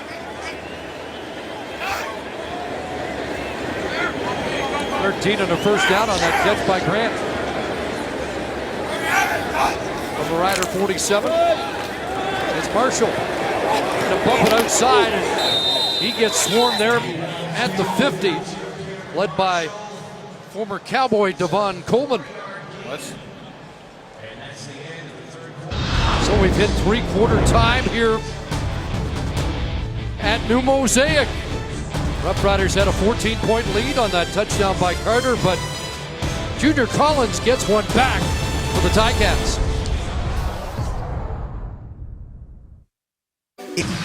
Still a stats edge for the Roughriders on the night. We lost power for a bit. Looked like the lights were going to go out on the Ticats, but they seem to reel it back in here. Yeah, and full credit to them and Kent Austin and his ability to rein things in. I mean, they were coming off the rails there. You take a look at the numbers. I think in that second quarter was all Saskatchewan. But when you saw those penalties by Hamilton and the disqualification and it looked like it was unraveling, Kent Austin has brought that all together. They get an offensive touchdown, which they desperately needed, and they're starting to still hit on defense or play and continue to hit on defense. About confidence, and they got a little bit of it on that late third-quarter drive. So we start the fourth quarter. Roughriders 2nd and 6 from their own 51. As Carter with another catch. Far more involved tonight. 6 more. Simone Lawrence there to jaw with him. There's 2 of the best trash talkers in the league. That's an all CFL matchup. That's an all Canadian trash talking matchup right there. Mic those 2 up, and you've got a show about something, not a show about nothing.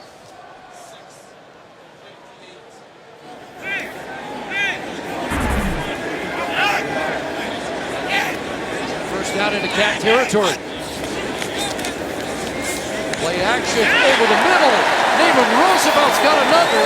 There is a flag down. That would be Roosevelt's 9th catch of the night.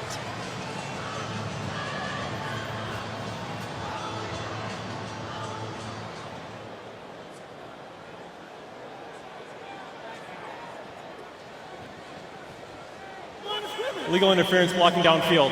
Saskatchewan number 9. 10-yard penalty. It's first down. Well, they're calling it against Dembski. Bakari Grant was also arguing the play.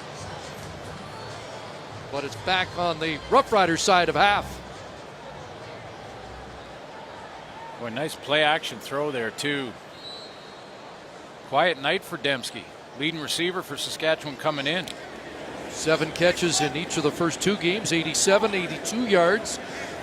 Was 6th in the league after the first 2 games in receiving.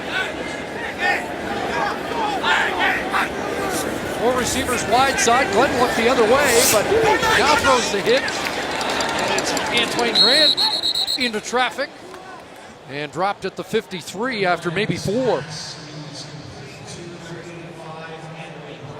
But clearly the game plan for Saskatchewan was to get Naaman Roosevelt and Duron Carter more involved, and that's why they moved him around so much. Antoine Grant in the game with injuries on consecutive weeks to Ricky Collins and Caleb Hawley. Both shoulder injuries.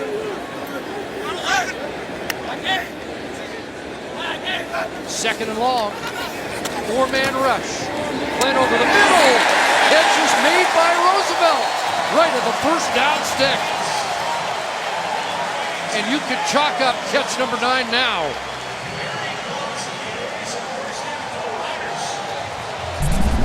Tremendous protection for Glenn on this play, and Derek Dennis is back in the game. He was hurt in the first half, like he hurt his elbow, but he's back up there taped up. He blocks it up nicely. It gives Glenn a chance to get it out of there, and Roosevelt right at the first down marker. 132 yards receiving tonight. First down, Ticat 40. 4 receivers near side. Glenn pump. Now he fires it. And behind the intended target, closest man to it was the corner, Richard Leonard. Dembski was the man Glenn was trying to hook up with. Tried to get it on the double move, but he couldn't throw it when he wanted to. Just a little bit of pressure forced him to pull it down. He wanted to pull the trigger a little earlier than that.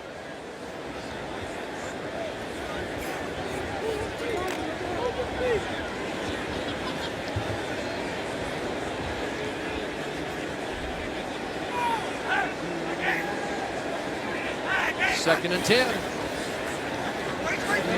Rolling, looks for Dembski, got him this time.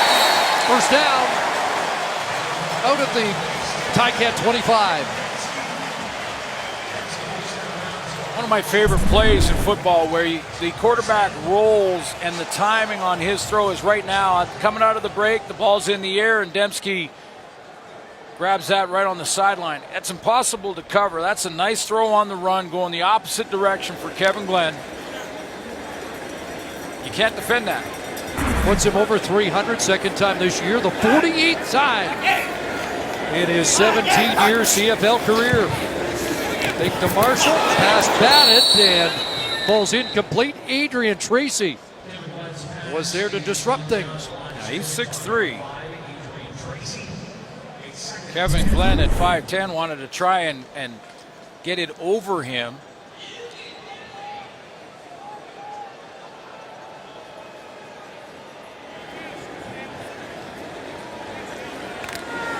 Seven sacks and a pair of interceptions for Tracy last year. I was going to say, those type of plays that are tipped up go the other way. Got lucky there. Second and 10. Center screen. Marshall's got it. And Marshall, flagged down at the end of the play, would have a first down. Boy, I love the call. Cameron Marshall just 37 yards last week from scrimmage. He was 7 carries, 11 yards. 82 tonight, but holding. This one's coming number back. 67. It's still second down. And Clark's name is called. Well, let's follow Dan Clark, your center, Saskatchewan Roughriders right there.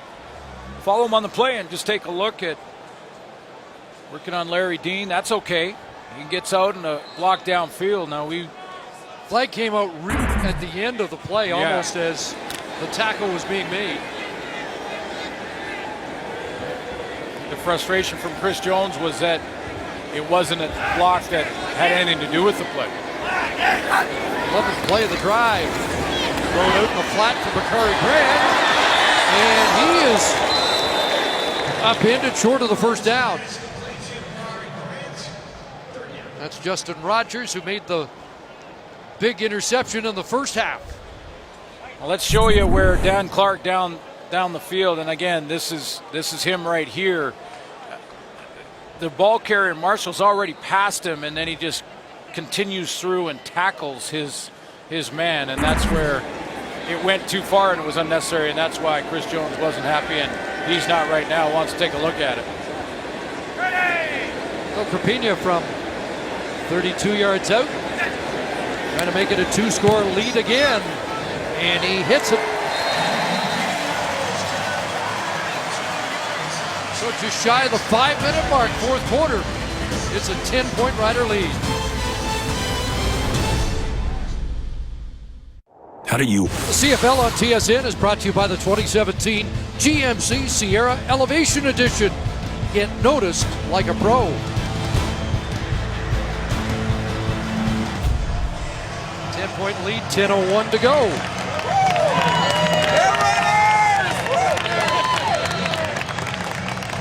That's not a watermelon. Still a good look, though. Guess where the popcorn is? And so is this stadium. That popcorn didn't have a chance.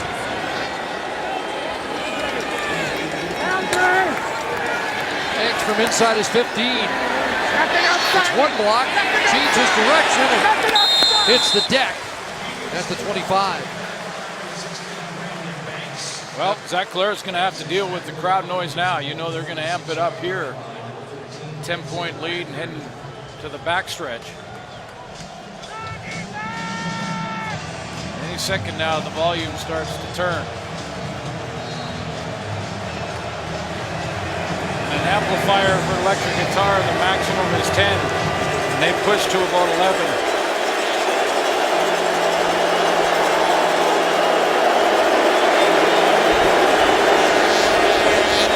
Hand it off to Jalen Saunders.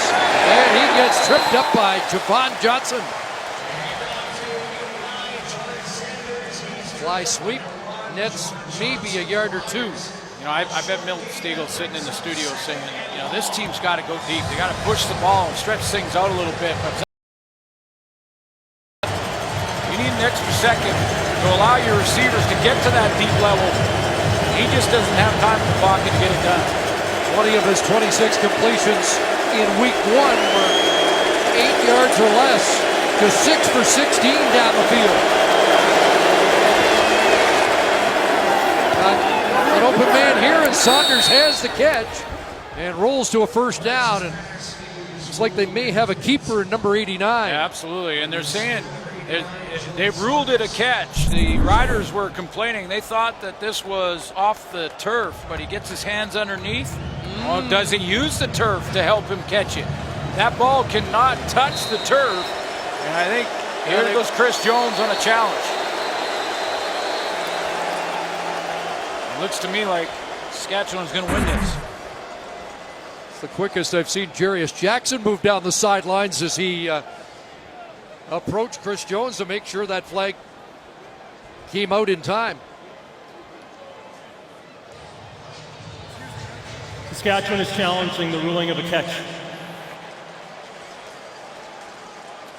So the command center will review whether or not Jalen Saunders made this catch. We'll have a verdict when we come back.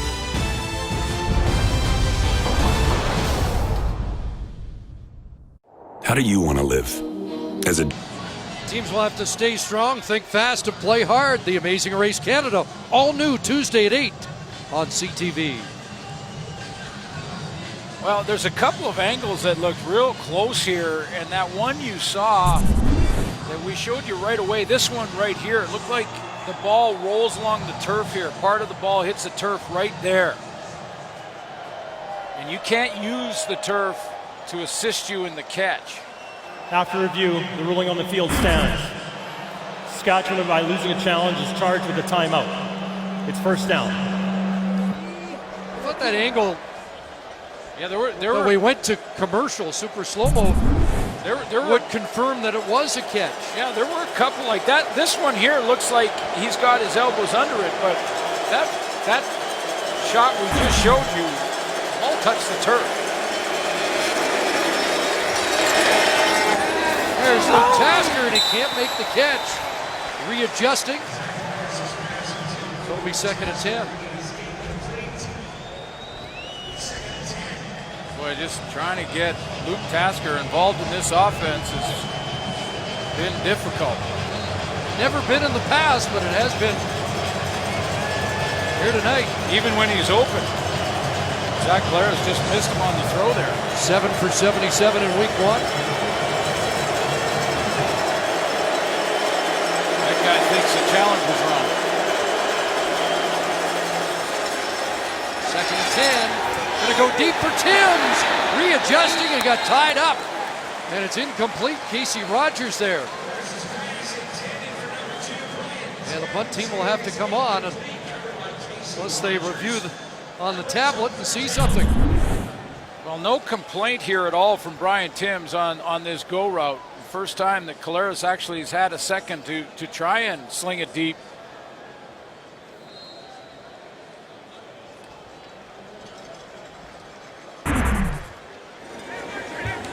Good coverage by Rogers. Castillo to punt.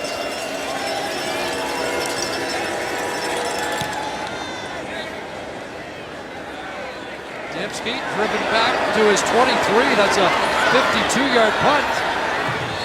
And he'll get pushed out after a 5-yard return. Mercer Timmis downfield. 9 catches, 133 yards for Naaman Roosevelt tonight, a prime target in this Rough Rider attack.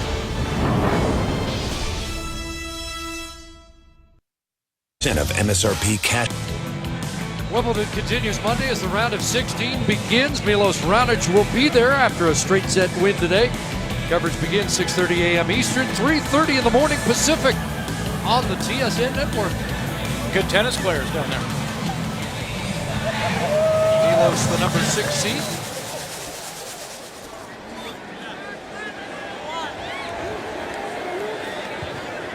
Rider football, 10-point lead.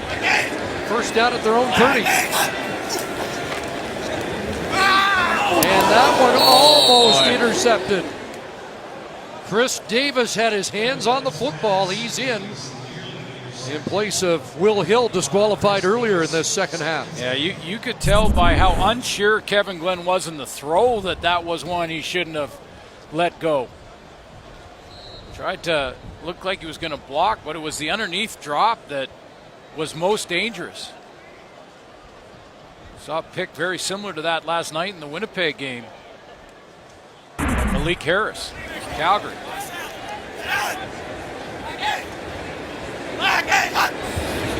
Second and 10.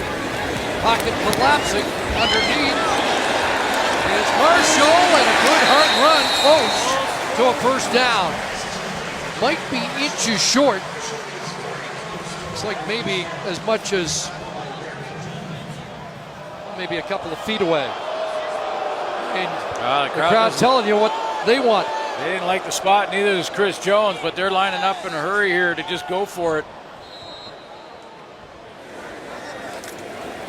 And across the 40 for a first down. Flag thrown down the line of scrimmage. Probably Hamilton lining up offside, usually is defense.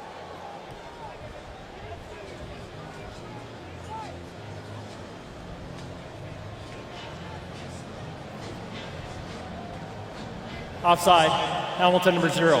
5-yard penalty, it's first down. Devon Coleman, the newcomer defensive tackle. Let's go to that second down play. Cameron Marshall out of the backfield right here. And it's Larry Dean that's supposed to track him. He kind of overruns it, but what a nice cut in the open field right there to get inside, and then hard running to pick up the first. Or get him close enough for the first. Close to 100 yards offense for Marshall. Pass for Antoine Grant, and Richard Leonard with the stick. 7 for Antoine Grant.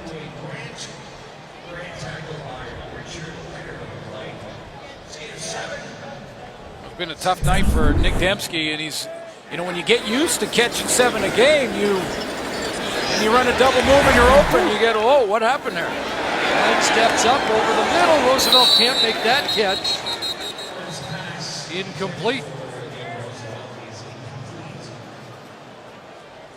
And Kevin Glenn heated up.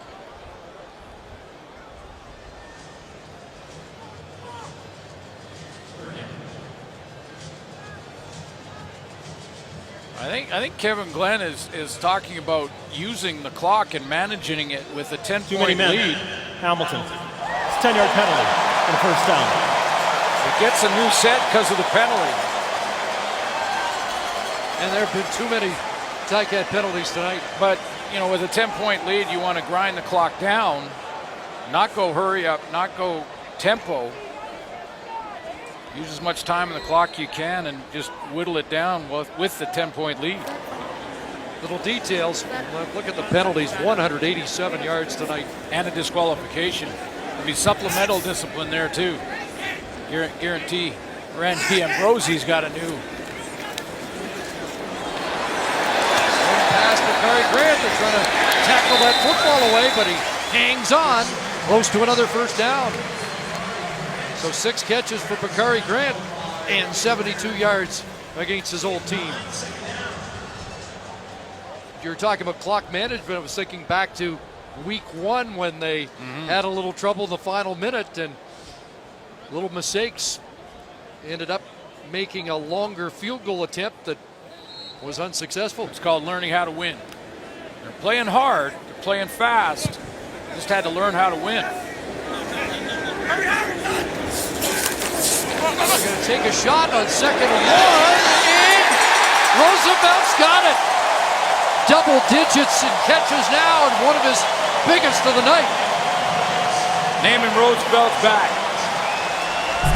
This is the 1,000-yard Naaman Roosevelt that you're used to seeing. He's out by himself. They tried to isolate him a few times to the short side of the field.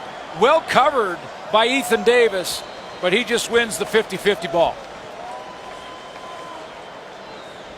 It was S.J. Green in week 1, and now it's a guy wearing green and number 82 that's haunting the Ticats tonight. Last 3 times in the red zone, they've scored touchdowns into the corner. A catch by Carter, who thinks he scored, and they're going to rule it 2nd down at the 1. What a terrific catch by Duron Carter, and we'll find out if he did break the plane with that big wingspan of his. Yeah, let's take a look. The ball just has to break the plane. He can actually be physically in the end zone, and if the ball doesn't break the plane, then he's not. I think it does. Wow, he might have.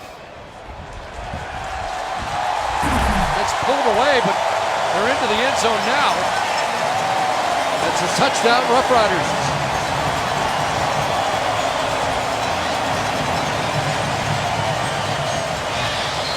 And a little breathing room here as Kevin Glenn provides a souvenir. Pair of touchdowns for Kevin Glenn on the night. And we may have to go back in the books to find out when the last time that happened. Well, in a 300-yard passing game for Glenn, remember, after a first quarter early interception that went 110 yards for a touchdown, and he bounced right back from it.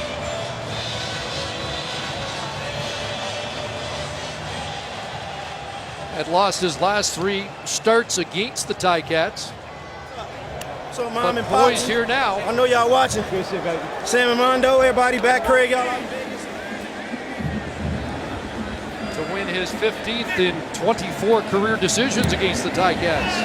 Trevino the extra point. At the 3-minute warning, it's a 17-point lead for the home team.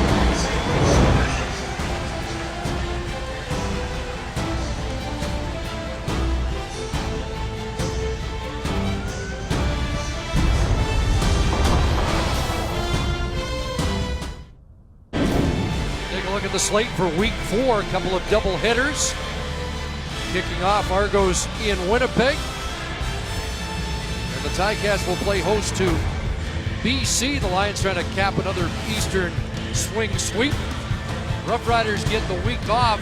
There was concern about going into the bye if they lost, because coming out of the bye, they've got the Calgary Stampeders at McMahon. But that concern is no longer. Boy, and you want to go into that bye with a good feeling.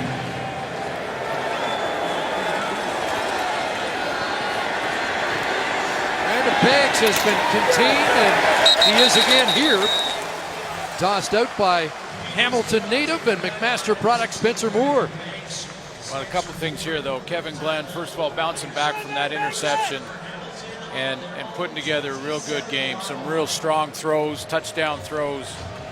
The defense that has been playing well and is better this year than this time last year by a long shot was playing fast and hitting hard, striking people, but making those 2-3 big mistakes in games. Not tonight.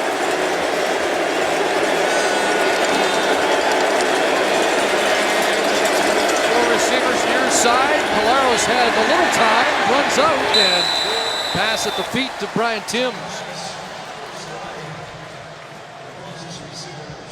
Haven't seen a bust, although I've always said pass rush trumps secondary.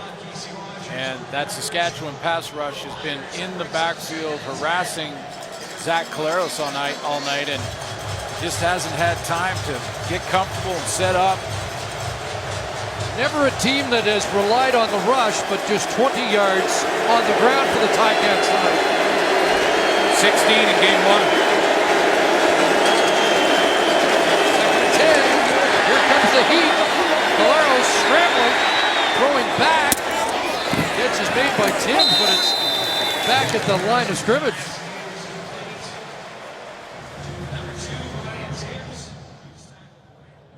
The 2017 GMC Sierra Elevation Edition. Get noticed like a pro. Again, Austin leaves the offense out. Well, he missed the deep threat, did Terrence Tolliver, gone in the first possession of the season. Andy Bantu's as good a possession receiver as there is in the league.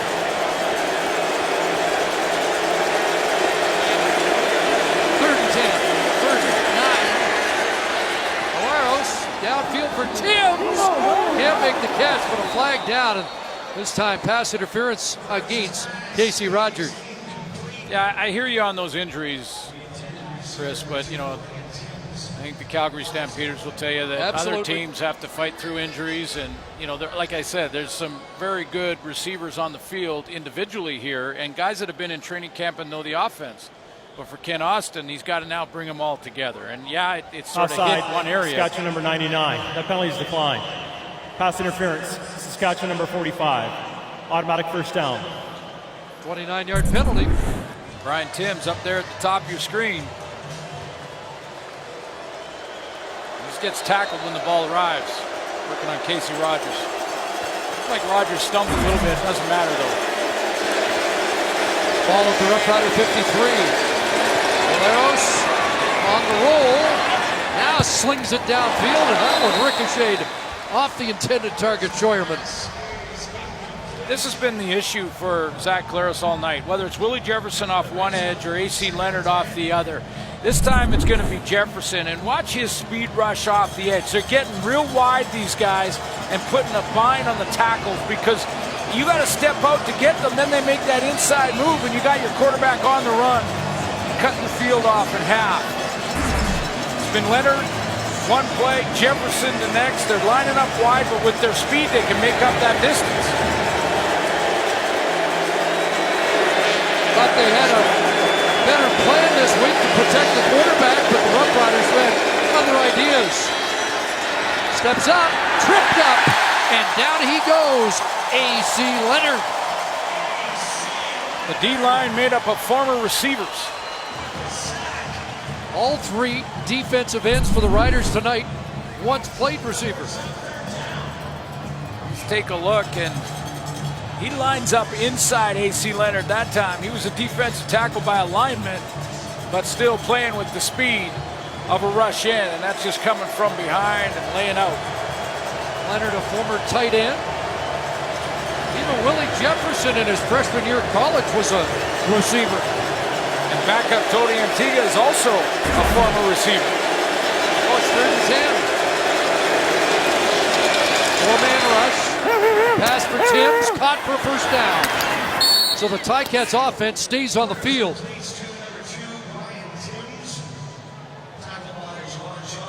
14 yards for Timms, 1:24 on the clock. And these are important reps, even though this game out of reach, but important reps for Zach Collaros in this offense to just keep trying to gel, bring the guys together, understand how they run routes, game action, game speed. Collaros at 181 yards passing now. Underneath Saunders. And he gets tripped up at the 31-yard line. Tackle made by Enoch Mwamba. You know, but they've got some people. I mean, Jalen Saunders made some nice catches tonight. And there's a keeper. There's a guy with some speed. I like Brian Timms. Hard-working guy that's got in behind coverage. If Collaros has had time, he's beaten his man tonight at times.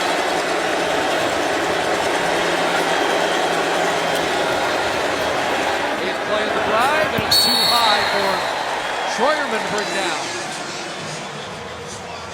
Scheuerman's made some nice catches. That one over his head. I mean, this is stuff that they're going to have to build on. Hamilton Tiger Cats move into week 4. Ticats coming out of a bye. They were 0-2 off the bye in each of the last 2 years, and they'll be 0-2 on the season to start 2017. The pass to Jeter Collins was tipped, incomplete, and a turnover on downs. I don't know that there's been a coach in week 2 that's had more pressure on him than Chris Jones. To get that first win, and you saw the reaction from the head coach. That's a weight off his shoulders. You can bet that feels good. It's been a long time since we've seen as good a defensive performance from his team as we've seen tonight. Yeah, solid. No busts. And if there was a bust, the pass rush made up for it. We didn't see it. Wasn't exposed. After the play, objectional conduct. Saskatchewan number 7. It's a 10-yard penalty. First down, Saskatchewan. And both these teams have to clean that up. Yep.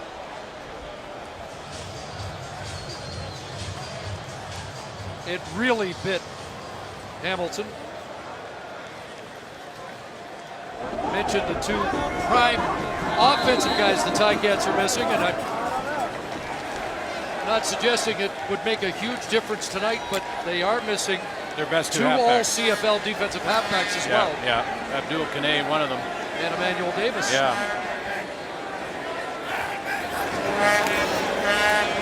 And hands it off. Cameron Marshall's been a tough guy to bring down tonight. Time for the Nissan Titan Player of the Game, brought to you by the Nissan Titan, official vehicle of the CFL. They've moved him around. They put him to the wide field. They put him in the slot. They lined him up at wide receiver by himself and isolated him. But clearly the game plan was to get Naaman Roosevelt involved. It was a great idea by Stephen McAdoo. Paid off. 10 catches for number 82. Over 160 yards. Honorable mention to Kevin Glenn, 380 yards passing. First time in his career, he's gone 3 consecutive games with 40 pass attempts or more in each. What this does, though, for the Riders is validate the work and validate the system. It's, you know, that self-doubt is always there. If you've lost a couple of close ones, you're still wondering if all that work you did in camp is going to pay off at some point. Well, the 0-9 and 1-10 starts had people concerned again that it might be deja vu, but they're in the win column. Extra week to prepare for Calgary. Victory formation. As as the clock hits zeros. 37-20. The Roughriders have their first ever win at New Mosaic.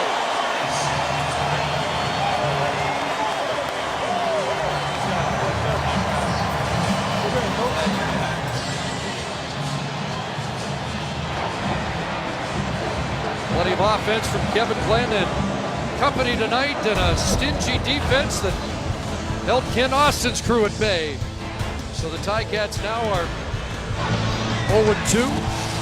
Roughriders 2-1, and we'll see a Thursday night in Winnipeg. Argos and Blue Bombers. 37-20 the final. So long from Saskatchewan. SportsCenter is next.